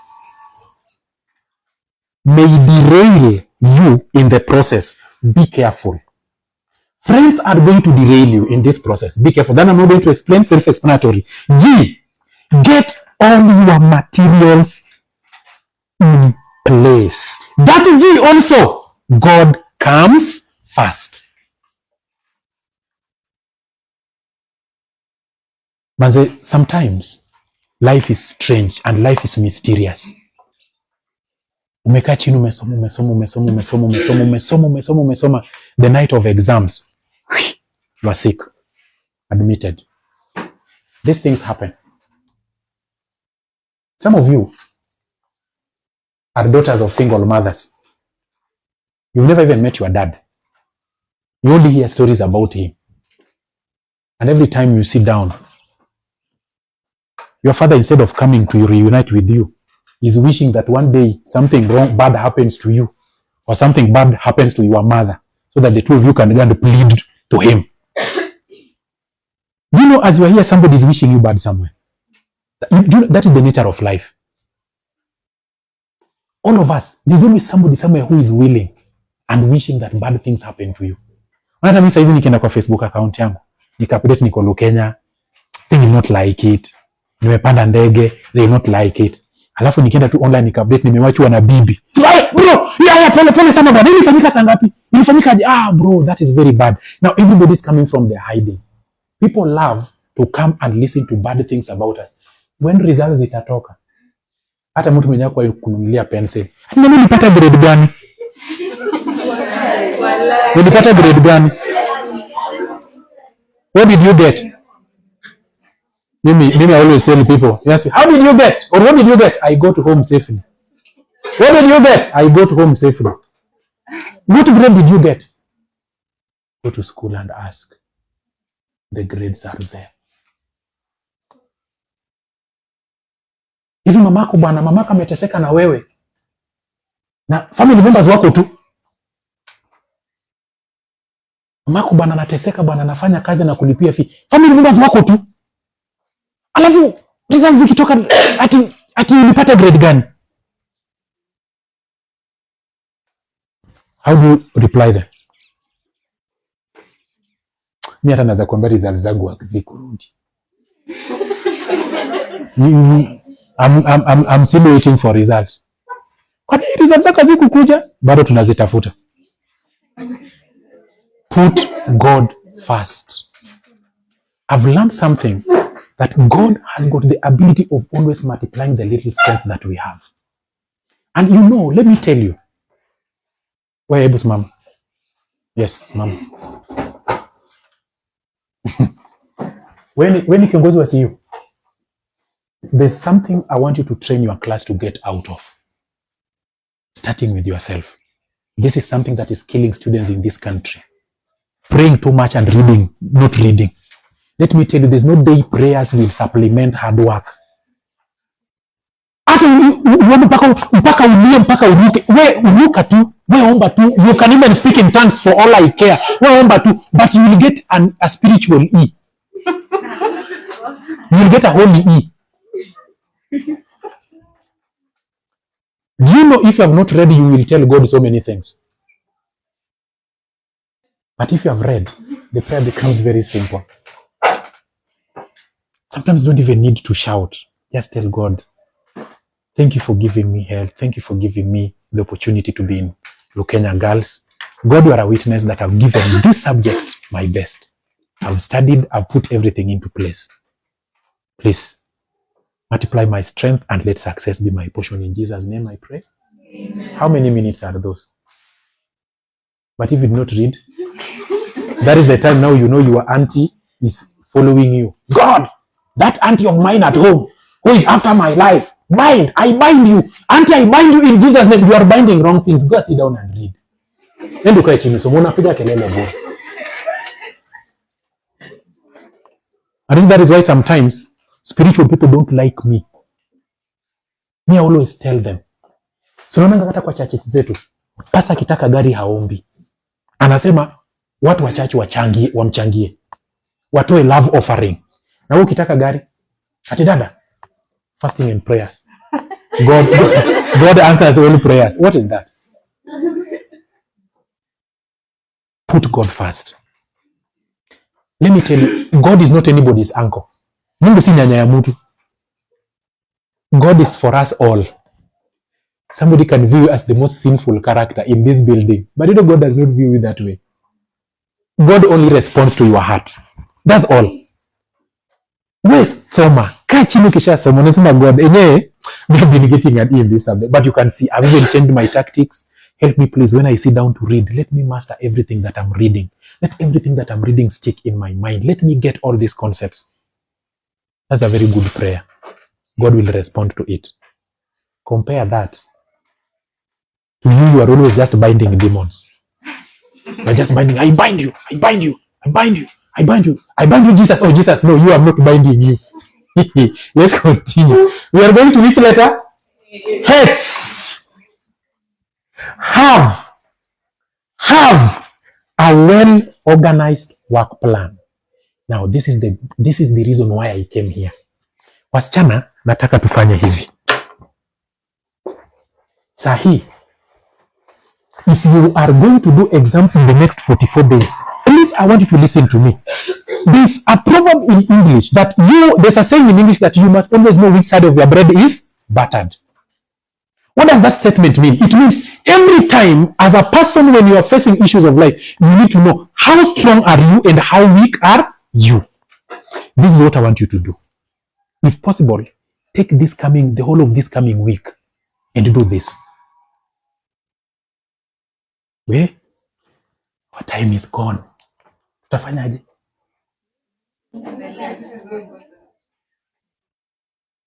So, now, I want you to do this. Pick mathematics. Let's start with the subjects. But before you go that, kuna mtihani mlifanya juzi? Kuna mtihani mlifanya juzi, ilikuwa mtihani gani?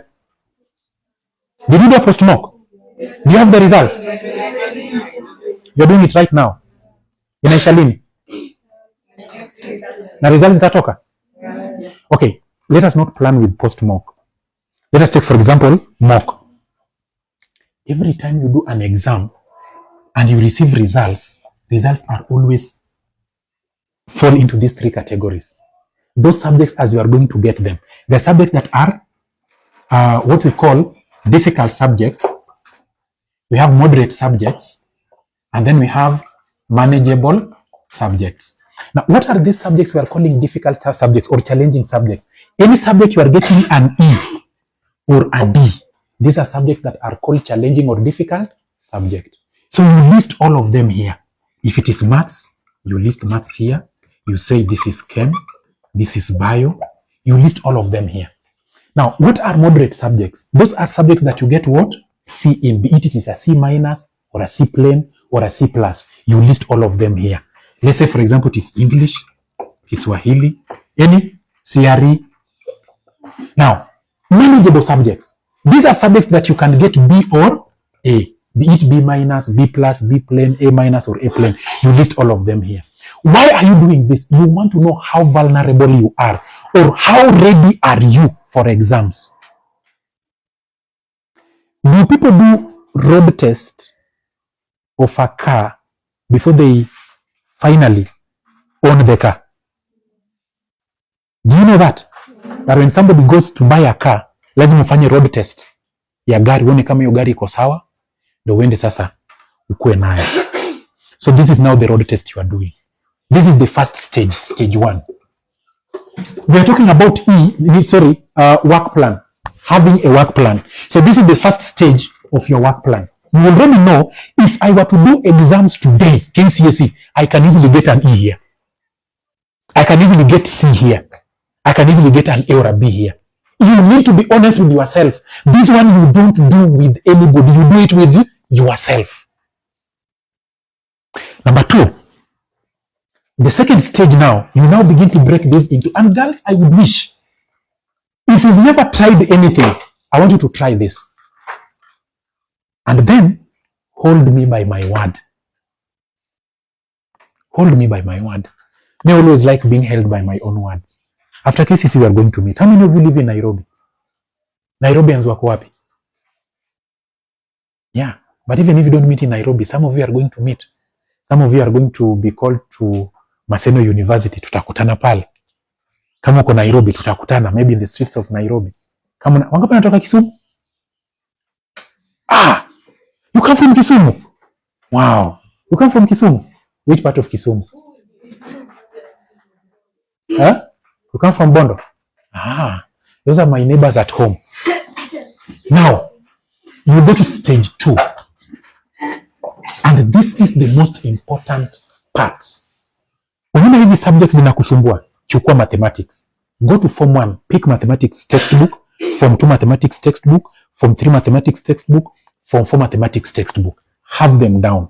After having them down, now this is what you are going to do. Look at that paper that you were given, the paper that you did in the mock. What did you get? Can somebody give me mock paper? Yeah, mathematics 1, just 1. Hata kama ulipata later to. Kama ulipata just bring it. We want just to do something here very fast. This is very practical, by the way. Please, very fast. Our time is far much gone. Yeah, you go.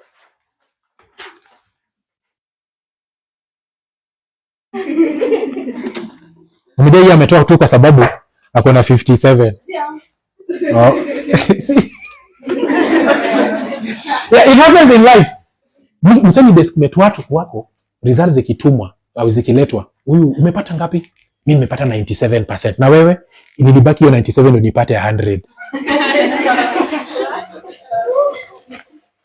Now, this is paper 1. You go to question 1.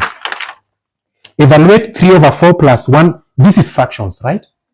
Now, you come, you say challenging topics, moderate topics, manageable topics.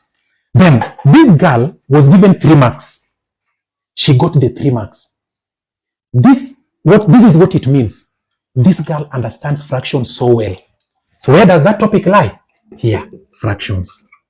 Go to the next question. Solve for x and y given that 3x, 3 raised to power x times 4 raised to power y. What is this?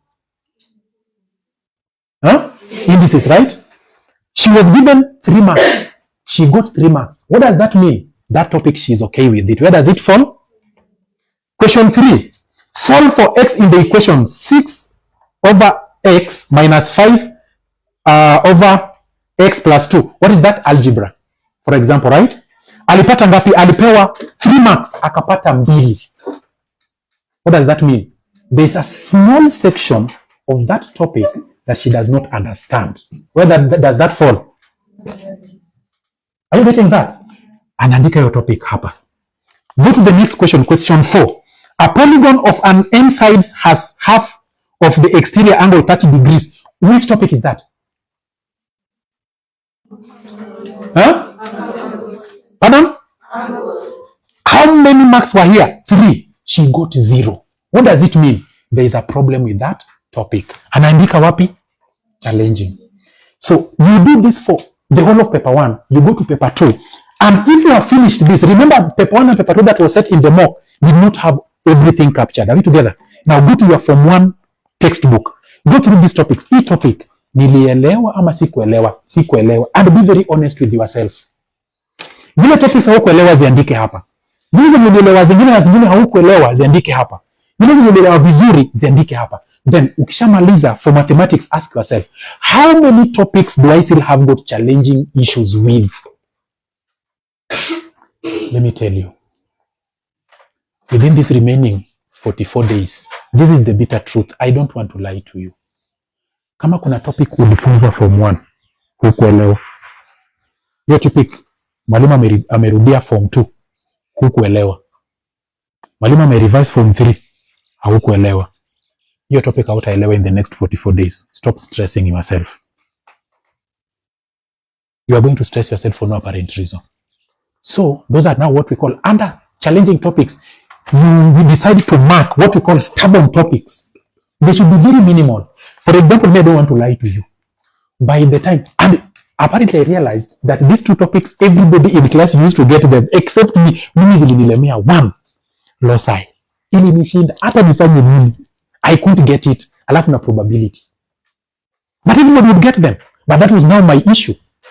I knew these 2 topics hizi siwezi. Do you know every time you keep on insisting on a topic that you don't understand, you are going to believe that the whole thing is difficult. Ama namna gani? That is it. So don't belabor on topics that you know. This is easy topic. So what you do, first thing first, give yourself a target that in the next coming 2 weeks, all topics that are under manageable topics, I want to transfer all of them to under moderate topics. I want to ensure that I understand all these topics and transfer them to where? Manageable topics. How do you do this? Skiza. Hii si sahihi ya kwenda kuchukua kitabu cha maths na calculator na logbook, ukaa chini na beshte yako, ama wewe mna revise maths. Mnapoteza wakati. Wewe beshte yako mmekaa na chini, yeye mwenyewe haelewi maths. Wewe mwenyewe hauelewi maths. Mnafanya nini? I mean, the danger of doing that is this. Unapatanga hii kwa maths, unapata hii kwa maths, hii ndio beshte yako mnaenda ku revise na hii chini. Ama mnakaa chini dakika 5 mnafanya maths hamuelewi. Kwanza mlianza kufanya example. Mnakopi example, manze hii kitu ni rahisi bwana. Nimepata. Unapata nini kuna copy example bwana Alafu sasa unaenda nao kwa the actual question 1. Unaona mbumbu, unaona giza, hauoni chochote. Then you know the problem is after that you start putting each other, nasema bwana hii shule watu nadharau wengine bwana. Sisi ndio watu nadharau kwa hii shule. Ati we always get oya relax. Watu na watu bwana. Mathematics hauelewi. Now, in this school and indeed in every school, let me tell you, there's one thing I swore to myself as a teacher. I told myself that the day I will ever walk into a classroom to teach English and I find a group of girls, even if they are boys, they are not good, but they are willing to learn, I'll give them my life.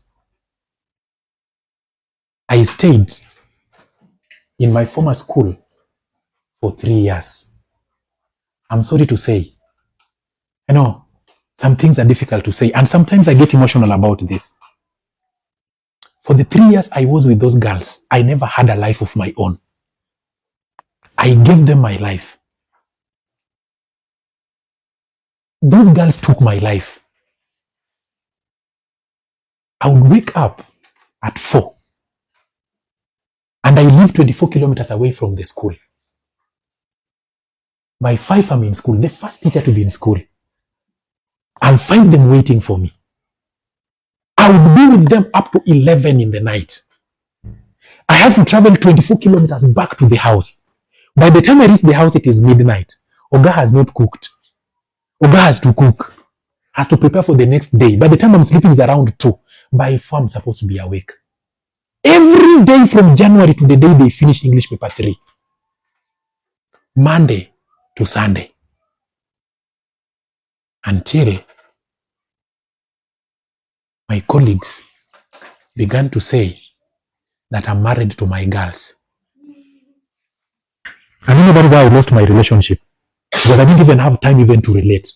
I didn't even have time to date. Every time I was with my girl. And you know, the moment they have come, That is it. I cannot move.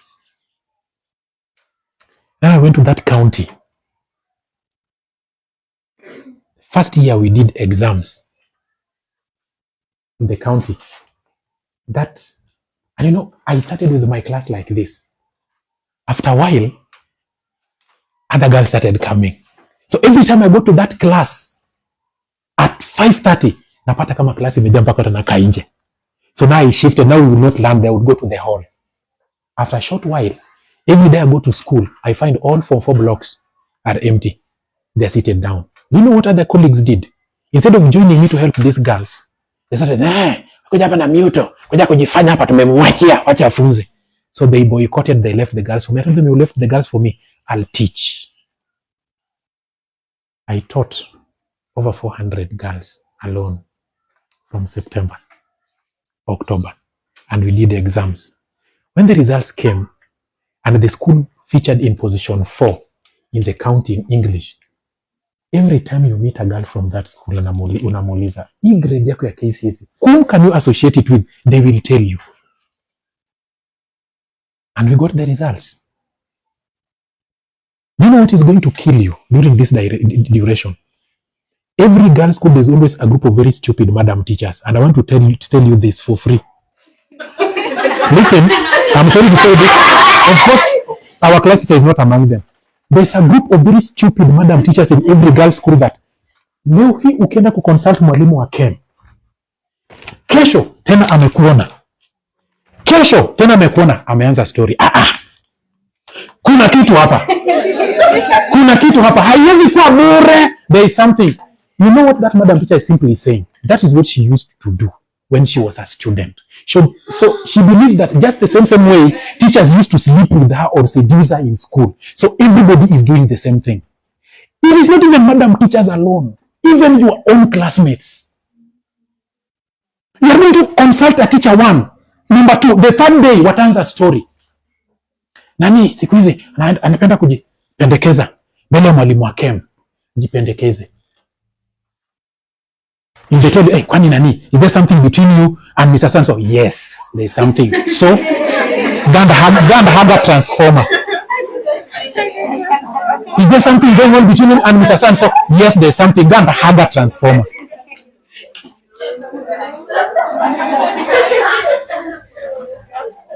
And that is how you tell these people off. Lakini wewe utakuwa pale, unaenda kuconsult siku ya kwanza, mwalimu mwingine mshinzi mwenye hata ile kitu anafanya na kwamba, hey, do you know that even some departments, me I know, a girl is coming to consult me, nimekaa pale kwa English department. Mwalimu wake ni huyu, amekuja kuniconsult. Unasikia mwalimu anasema, siku hizi you don't want to consult me, you just want to consult because he's a new teacher, Those things happen.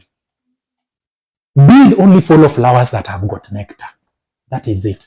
Let me tell you, in that maths department, kuna mwalimu hana time ya wanafunzi. It is the truth. Ukienda pale Johnson, I'm busy. I'm busy. I'm busy. I'm busy. At exactly 4:10, mwalimu, I'm going home. But do you know, in that department, every department has got that teacher who will always listen to you. Please, I beg you, in the next 44 days, if you have to have this work plan working, for every department, every subject, look for a teacher who can listen to you. A teacher you can go and spend time with and can take you through these things. This is not the time to do mathematics alone. This is not the time to do chemistry alone. This is the time to consult. It's quite unfortunate that we are running short of time. And this is what you do. Now, put a work plan. For next week, on Monday, this date, everybody must have a study timetable. Yes, we have. I now look at your timetable. See your life with your timetable. See your life. See your life with your timetable. Now, silence. You and your timetable.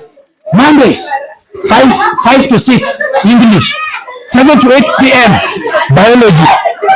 Ikifika Monday, silence. Ikifika Monday, 5 to 6. Unasahau kwamba jana ulipiga story mpaka saa 7 za usiku. Sasa usingizi, you want to transfer the dormitory to class. Now you want to sleep. And then you tell yourself, si, kuna Monday ingine next week. Wacha nilale. Sasa hata navaa specs unajua kulala kwa class bwana.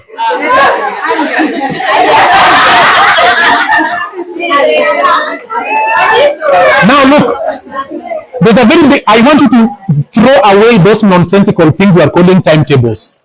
Anaona unatengeneza timetable vizuri alafu napenda kujichocha. Akapanda chini ushatengeneza timetable kaandika subject, mathematics, target. Target. Mathematics, English, see. And then you write with a red pen. May God bless the work of my Lord.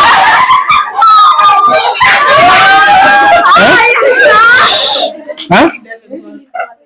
I'm saying throw away those things you are calling timetables. What you are supposed to be having as we speak right now is what we call a work plan. You cannot procrastinate a work plan. This is how a work plan looks like. A work plan changes every Sunday. Timetable remains static the rest of your life. How many Mondays do you have in a term? 13. These are 13 weeks. 13 Mondays. Nasema hata nikilala hii Monday till next Monday ingine bado nimebaki na Mondays 12. But if you have a work plan, what is Monday? Or on Monday next week, Monday is which date? So you say, this is how your work plan looks like. You have date, subject, topic. So you say on Monday, the date is, let's say 23rd of September, 2024. When I wake up between 5 and 6 in the morning, there's supposed to be time here, then subject. 5 to 6 in the morning, I'm going to have mathematics. Now, what topic am I going to deal with? Kwanza answer na easy. Clear this backlog first. Topic ilikuwa gani? Ilikuwa, let's say maybe, let's talk of angle properties of a circle.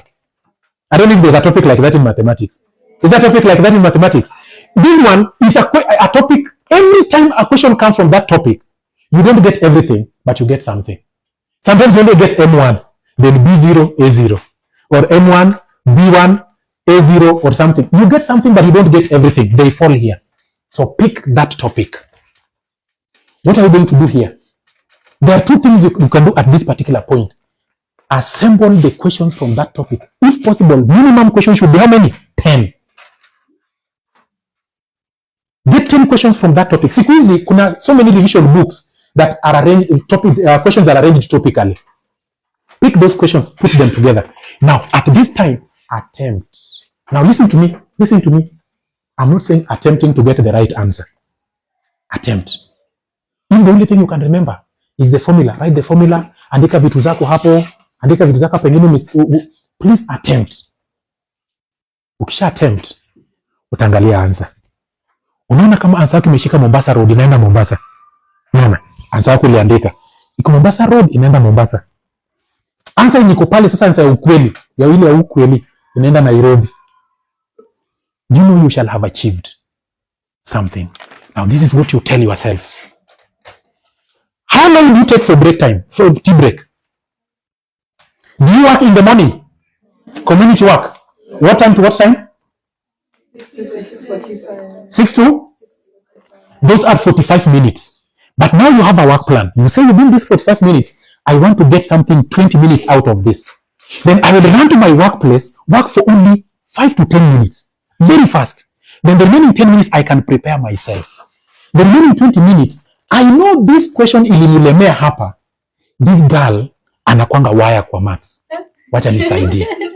Inaweza kuwa hii si ukweli, lakini tunapeana examples.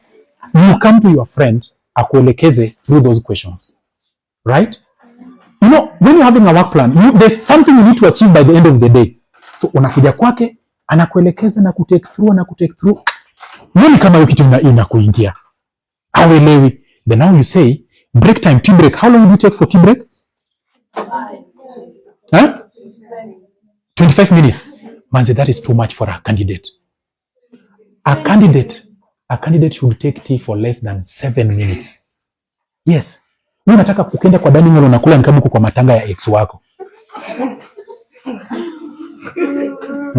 You had broke me. I want to eat in your funeral. You had to break. Don't eat like you're eating in your ex-boyfriend's funeral.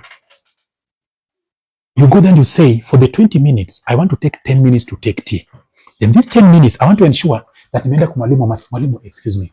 There's a question. Do you know when you go to a teacher, don't go to the teacher to tell the teacher, mwalimu, can you help me do this question? When you tell a teacher, help me do this question, you did not attempt anything.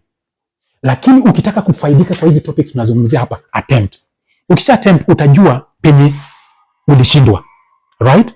Kazi ya mwalimu itakuwa ni kukuamua pale penye ulikuwa umekwama. Mwalimu, excuse me. There's a question I was doing, but apparently it's like I was not getting the concept right.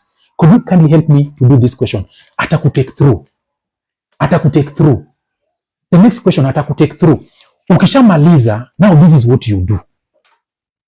The law of retention says this, that if you learn a concept or a new thing, please repeat that concept and go over it within the next 8 hours. Because if you learn something, it gets stored in the subconscious part of the brain. After 12 hours, it goes to the conscious part of the brain. This is why, if you learn a concept, then you don't attend class the next time. You shall have stored that information as two separate informations. That is why unasomanga question, answers zinakuja na zingine zinaenda. They was not stored as the same thing. So, mwalimu amekutake through these questions, haujamaliza during tea break. Ikifika lunch time, how long do you take for lunch? How long do you take for lunch? Hey, faster. Huh? Let's say it is 45 minutes. How long should a candidate take? 15 minutes to eat. And because you know that there's something you are going to do, run and ensure that you are the first in the line. Be served. Eat very fast. Pick that question. 30 minutes you are going to the teacher. Mwalimu, I want you to, let us finish this. Games times, how much time do you have during games? Huh? You don't have games. What do you do during games? Teachers teach during games. What happens during games? You shower during games, the whole of games. Oh, Mrs. World. Wow. Games times yenu ina ring sangapi? Mnatoka mnaenda games sangapi? Na mnaenda supper sangapi? That is 1.5 hours. For a candidate, this is how you can divide your time. You say, I want to take only 30 minutes for games. And in these 30 minutes, I want to take 15 minutes just to go around the field and maybe just ease the pressure and the tension. Just go around the field, jump somewhere, get the sweat, become sweaty, then go and bathe. How long do you bathe? 15 minutes. Or you bathe for how long? Huh? We are talking about students who want to change their grades, not doing things the way you've been doing.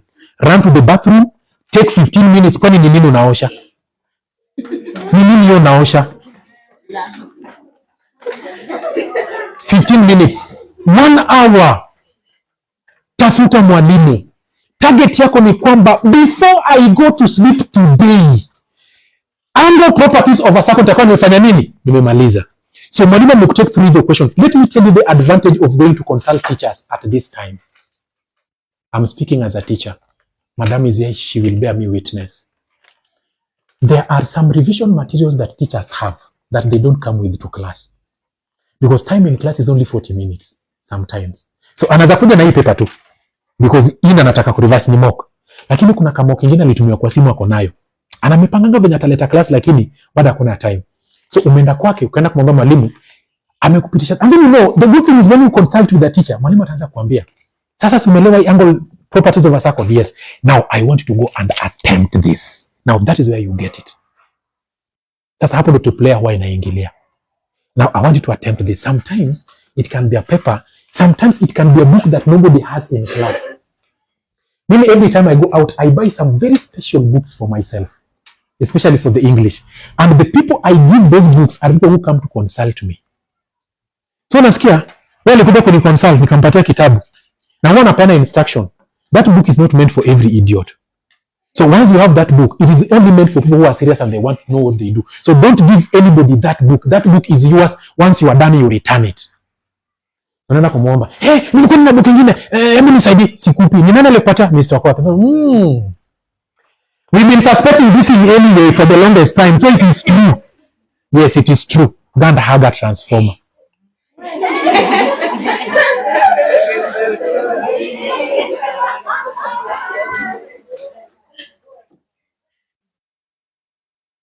And I told you that Madam Teachers will record you. What is going on between you and Mr. So-and-so? He is my friend. Which kind of friendship?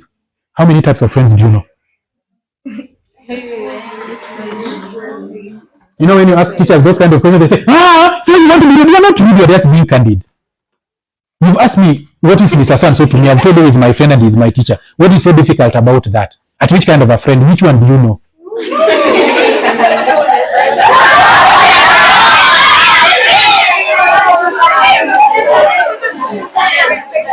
Girls, just a minute. Please, I don't want you to misquote me. I'm not training you to be rude. There's some stupid questions that we teachers will ask you that is just meant to waste your time and annoy you for no reason.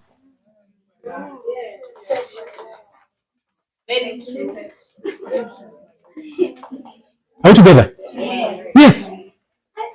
There's a time a girl, I remember when I was doing TP. There's a girl called Val. Val alikuwa anakuja kwangu every game. Na nafanya TP. Every game Val anakuja kwangu. So one day the deputy came to me akaniuliza, mwalimu, you are just here for TP. Kwani msana wa form 4? Mbona nakujanga kwako at game time peke yako na nakujanga? Nikamuuliza, madam, she's a girl. I'm a man. What is the problem? Or have you ever seen her coming to me and undressing? So what is your problem? What am I in this school? I'm a teacher. What is she in this school? A student. So what was she coming to do? As she was coming to a teacher. Is that a problem with you? You know, some girls have got bad manners. If she has got bad manners, why are you taking painkillers for a headache that is not yours? What is your problem? Have I come to complain to you?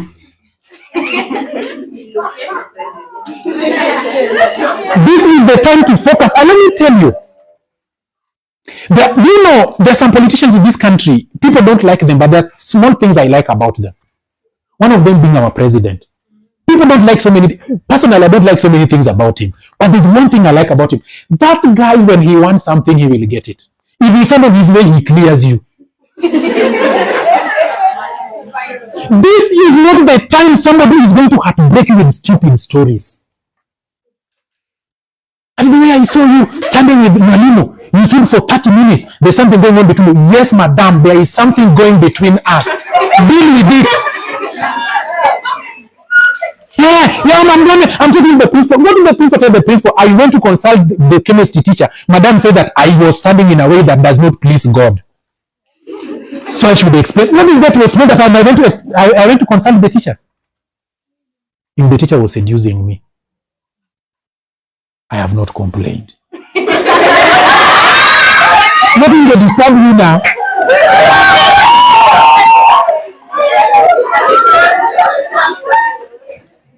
You know that even sisi walimu, case ikienda uko mbele, the first thing itaulizwa, who is the complainant? It is not the student. So why are you complaining? It doesn't want to say that Mr. So-and-so is harassing me sexually. Then that is a case. Lakini usiruhusu mtu akuheartbreak when you are going to consult.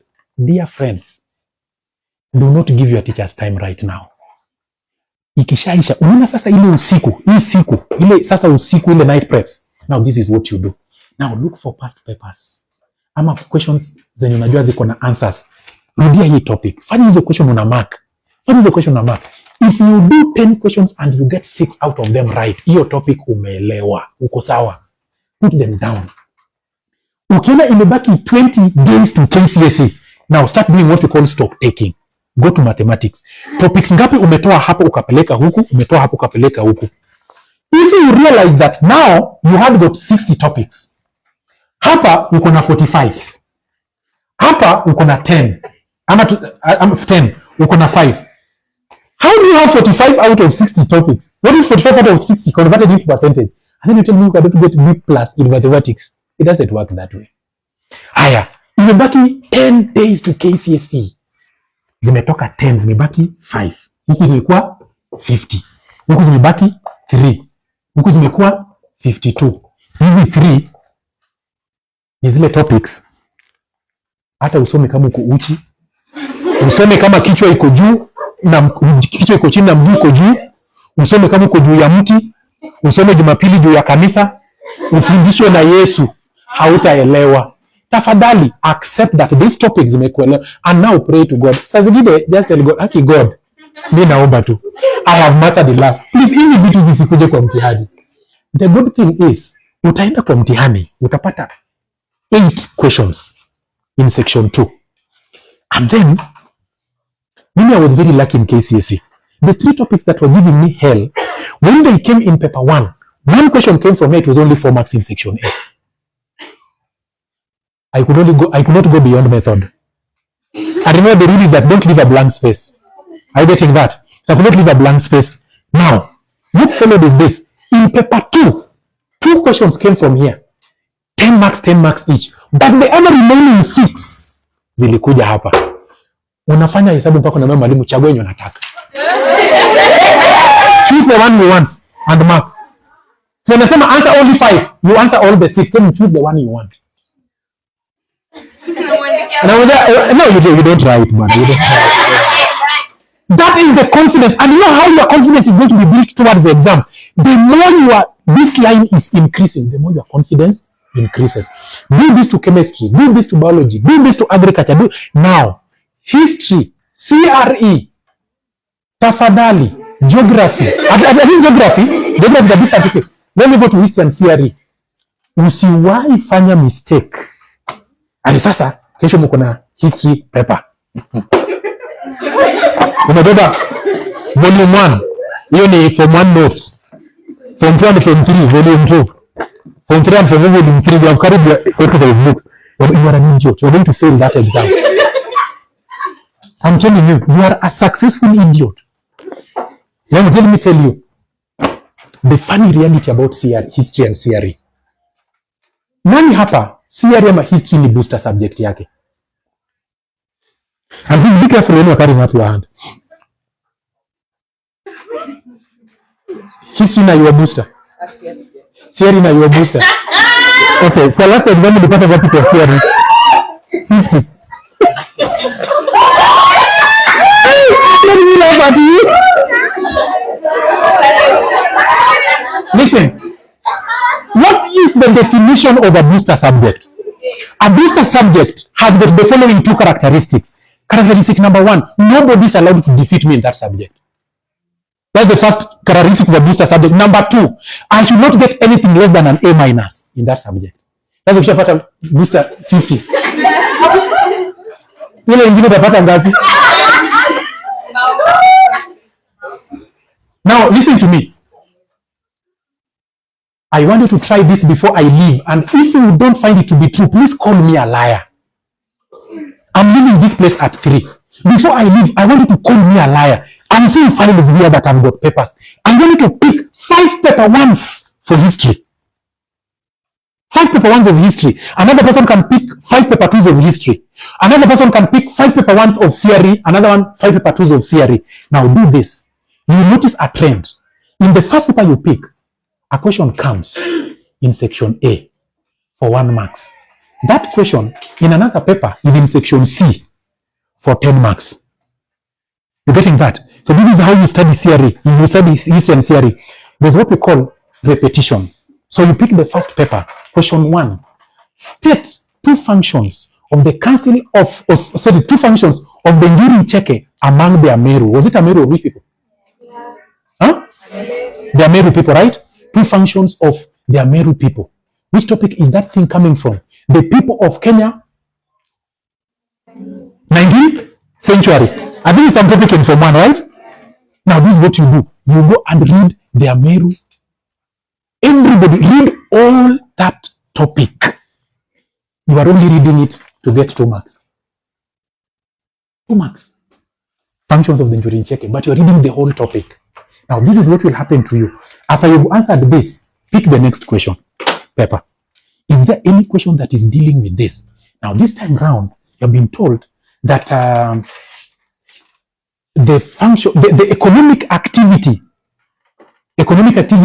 of the Maasai people in the 19th century, 10 marks. Remember, you read it in the first paper. You are reading a question from the same topic in the second paper. What do? Go back to the same thing. Read it again. You pick the third paper. You get another question from the same topic. Let me tell you, who is this person who can read one topic 5 times and still cannot remember anything from that topic? Atakama, your villagers are not happy with you. Are you getting that?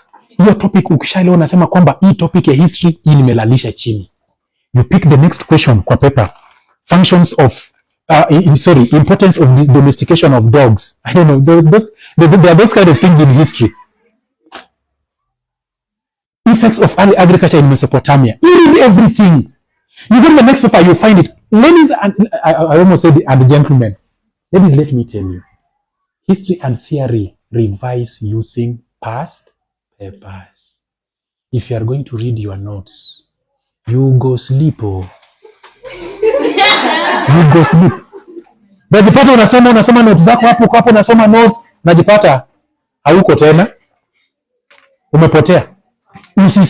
Usirevise history na theory kutumia notes. Go through questions and for every question ensure that hiyo topic penye question imetoka umesoma yote.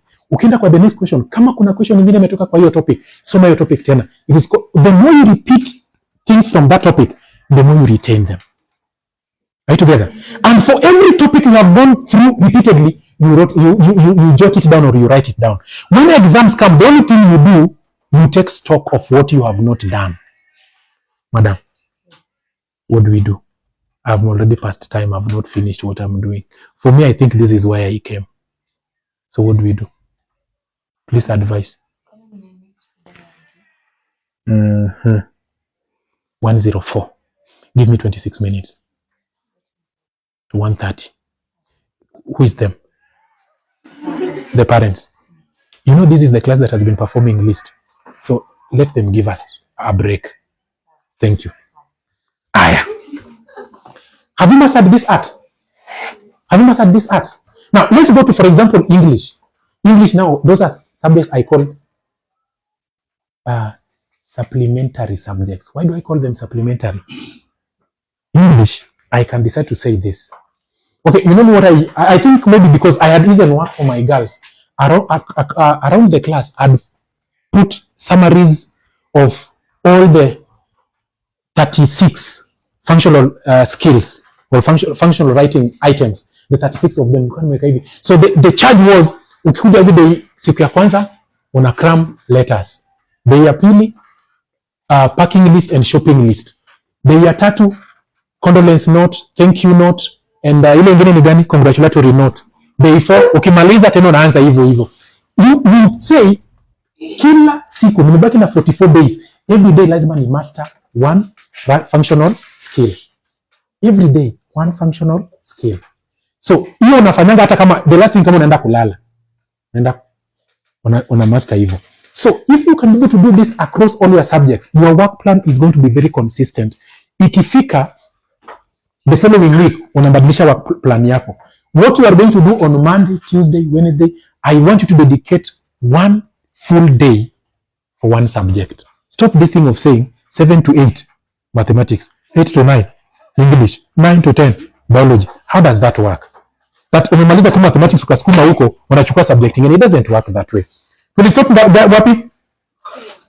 I invest a lot of your time now in topics you know and those you don't understand fully but can understand. Invest your time there. This is what I mean. Here and here. Here and lakini kuna wengine subjects zingine tuseme kama chemistry ama mathematics ama biology. Unapata topics ziko hapa. Hapa kwa challenging topics ziko nyingi kuliko zenye ziko huku. Sasa you will have to struggle to ensure that at least you rescue some of the topics ukazileta huku. Unaelewana vizuri? Now, J. This is what has been troubling this class. There's something called a jinx. What is a jinx? What is a jinx? I think a jinx is something like a curse. Yes, a jinx is something like a curse. Your class or pitangi. Now this is what you do. Jinx or jinxes are there to be broken and trust God to help you break it. And this is what you tell God. We know that our class has always been declared the worst class. And I know that we have a jinx. This is the time now you need to pray as a class. This is now where you become useful. All right.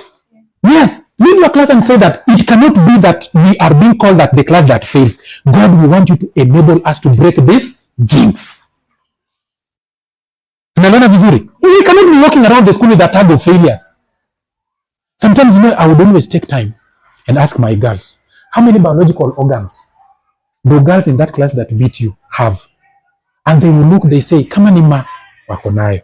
Kama ni ma, wako nayo. Ata ma, wako nayo. hata ni mbili na sisi pia tuko nayo. So hakuna kitu yenye wako nayo yenye hawana. Then why are they beating you? It is in usage of time. K, know your status in every subject as far as topics are concerned. We are still here. This is the gist of everything. Know your status. By the time you are going to sit for exam, please jua tu mimi hizi topics hizi nimeiva. Hizi nimeiva kiasi. Hizi zimenilemea. And we have agreed, stop killing yourself for some of the topics that you've been doing all this while na kusumbua. Itakupata stress bure. L, listen to your teachers now more than ever before. Lakini saa hizi ndio pia kuna walimu wengine wanataka kujifanyanga kama Mungu. Walimu wanataka lambwe bwana. Wengi wetu tunakwanga hivyo. Kana kaa chini mahali. Jamaa nasumbua bwana yuko. Class ya 40 minutes anataka kuja for 10 minutes. Teacher, we are waiting for you. You are for force. You can read on your own. Anyway. M, maintain your focus and avoid distractions from any source. We already talked about distraction. N, never underestimate a question, a topic, or a subject. KCSE is petty. Never underestimate any topic. Ufike mahali nasema hiyo question ni rahisi, hiyo topic ni rahisi. KCSE will set for you topics that you've been ignoring all along, and that is what is going to fail you. This is very petty. So, open up to your teachers and colleagues who are good in other subjects. Mazisa hizi kama kuna kitu elewi, just open up. Usikiza sasa umekaa ngumu. Na uelewi chochote. Kama nimekuwa kiba mtihani, nimekuwa kutumia Mkenya kwa mtihani. Oya, ile times hizi nafaa kuopen. Na wewe mtu wangu, mimi naishi kudanganya. Unajua nini? Mimi nimekuwa nikitumia Mkenya. Na imeniokolea pia, imeniokoleanga kiasi. Lakini kwa KCSE hii kitu haita make. Hii kitu haita make. So, bado mimi nataka mniokolee. Bwana open up. Juu wacha nikwambie, utaandika Mkenya, ufike nayo kwa mtihani, ushinde kutoa. Bwana examiner amekuwa jicho nyanya bwana. Examiner amekuwa jicho nyanya. Yaani mimi design, alafu ndio kuna watu wengine anaweza kuwa anaangalia huko ni madhara na kuangalia. Sasa mimi ndio ninaangalia hivi. Na kuna jamaa anaangalia huko. Amshaki kutoa marks. Please. Don't go that direction. Open up. P. Peruse through past papers as many as you can afford. I've already told you that trick in history and CRE. Q. Quicken your strategies to ensure you get the best out of the remaining time. Do this thing very fast. Quicken your steps in this strategy.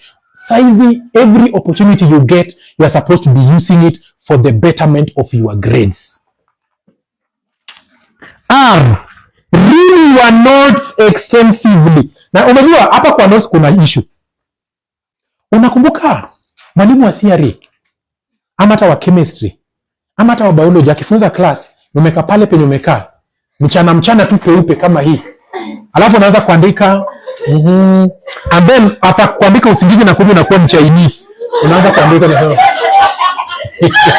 unaamuka tena unaendelea unasema mimi ni Mkenya, mimi ni Mkenya, endelea kuandika, unapita mahali unasema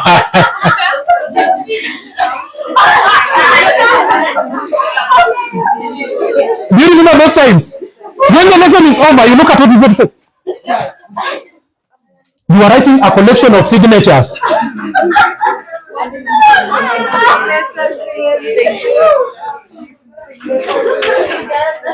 Sleep well.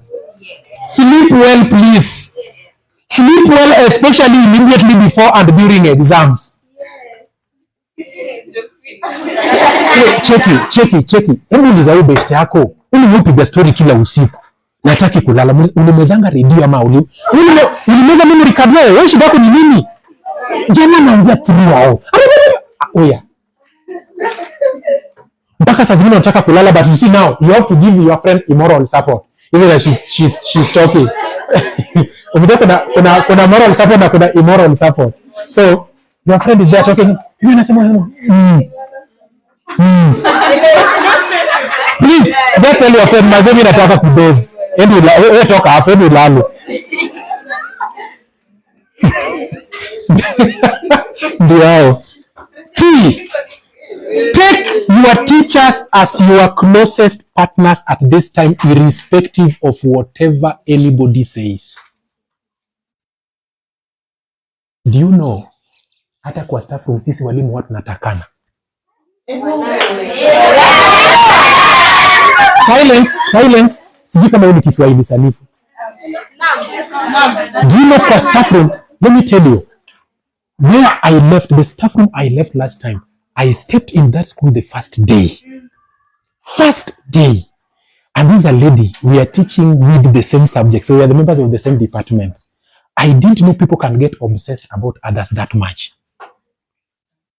So this lady became so obsessed and very possessive of myself, to the extent, every time a girl comes near me, she feels so bad.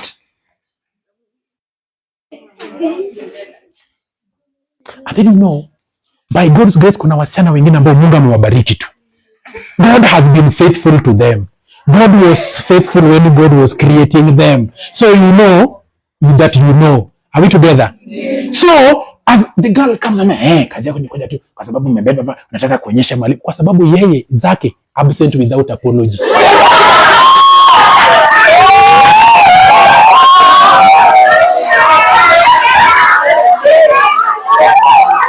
Bali ni kwaje?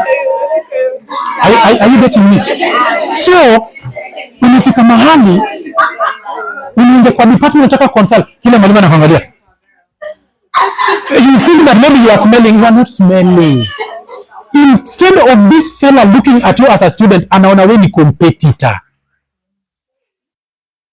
Mimi nilifika mahali wasichana kiingia naambiwa, "God dress properly." Ameniva tu vizuri. Akona ile uniform yake ya kawaida. "God dress properly." Vipi? Those things happen. So mtapitia hizi vitu, lakini mjitie moyo, kwa sababu hizo ni 44 days. Hata 44 days tuache hiyo shule. Now, you understand the dimensions and demands of each questions. Please, kabla uanze kuandika answers kwa KCSE, elewa hii swali nataka nini. Are you together? Look, place the excerpt in its immediate context. What does that question mean? You are supposed to be telling us something briefly before that excerpt and something briefly after that excerpt. Understand the question. Somebody is asking you, comment on any feature, any stylistic device in this particular poem. This is the poem. The poem written by Okot Pabitek, the woman with whom I share my husband. I don't know if you've done that poem. Well, let us go through the poem that you've done, all of you. A Pregnant School Girl. Yes. By Everett Standard. You've done that. Yes. And there's a line that says that as she went home, she saw her future and the future stood against her. Can future stand? Yes. So which style is that? Personification. But what have you been asked? Comment 6 marks on 2 styles. So it means one style is supposed to give you how many marks? 3. So what does it mean? To comment means identify the style. Personification. Where is it? Future stood. Why has it been used? It has been used to reveal the desperation of the girl. You get the 3 marks. Understand the dimensions of what? The question. Don't just go answering question because unasema hii niliona kwa pepa nyingine ilikuwa inajibiwa hivi. Warning, warning, warning. How many of you have got KCSE made familiar? Be very careful when you are using those books right now. This is why. The answers in KCSE made familiar. This is how KCSE made familiar came into existence. When Matiang'i became Matiang'i in 2016, after exams were stolen in 2015, what happened in 2016 is this. The exam that came in 2016 happened to have been picked from past KCSE papers. And then there are businessmen in this country. They went and compiled questions very fast in topical form, picked and coordinated marking schemes of KCSE, and patched them together and put to the market. The answers you are having in KCSE made familiar are uncoordinated marking schemes. Those uncoordinated marking schemes, some answers are wrong. Some are incomplete. Some do not have all the answers you want. It is not the gospel truth.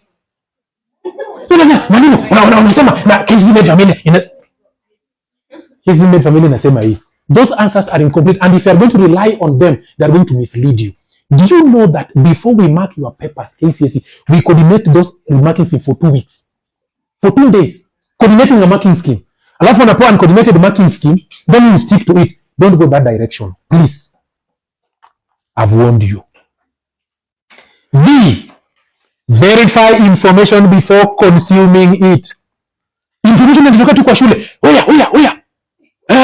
Mr. So ameleta mwax. Ameleta leak. Nasema, wow. Sasa sisi biology hatusomi. Leak imekuja. You stop reading biology because leakage has come. Bwana, verify information. Are you together? Verify information before you consume it. W, or what you call always W.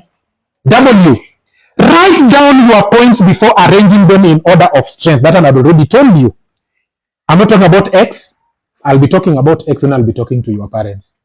We are going to talk X. I'm not going to read. Why? Yearn for success, and that is what will change your attitude. For sure, kama unataka kupita KCSE, you can pass it. If you don't want, you will continue pitying yourself. Last but not least, zero in on the questions you know, then work on them fast. Ukipewa karatasi, anza kubaki zile maswali unajua. Give them your time. You know why most of you fail English paper 2? You know why? This is why you fail English paper 2. Unapanga English paper 2, alafu unapindua hivi nyuma. Unaanza na grammar. True or false? Remember, you have got comprehension question 1, exact question 2. You have got either a narrative or a poem question 3. Those things need your strength. Do them when you are still strong and fresh. Then grammar. Secretly, they only set functional grammar. Those things they will speak. Ladies and gentlemen, let us delete gentlemen because we are ladies. I've given you the true picture of what you are, the true picture of what you need to do. What I want you to do as you leave this place is this. Don't listen to what people say about what you have been. Don't pay attention to what people believe you are. But take your strength and invest everything about you in what you want to be. That is what will create the difference. Unajua hata wazazi wetu saa zingine wanatupatanga pressure yenye hata haiko. Mzazi anakupatia pressure. Na wewe hujawahi ona certificate yake ya KCSE. Ile siku utaona. Nikimaliza, nataka niseme hivi. As we yearn for success in KCSE, God has prepared a table for each and every one of us. And not all of us will make it in life by getting A and going to the university. There are some of us will go direct to the university. Others will go to KMTC. Others will go to TTC. Others will go to Polytechnic.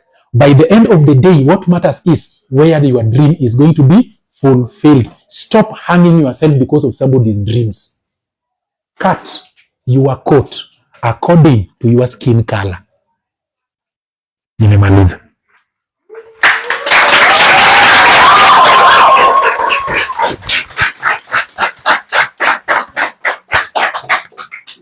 So thank you very much.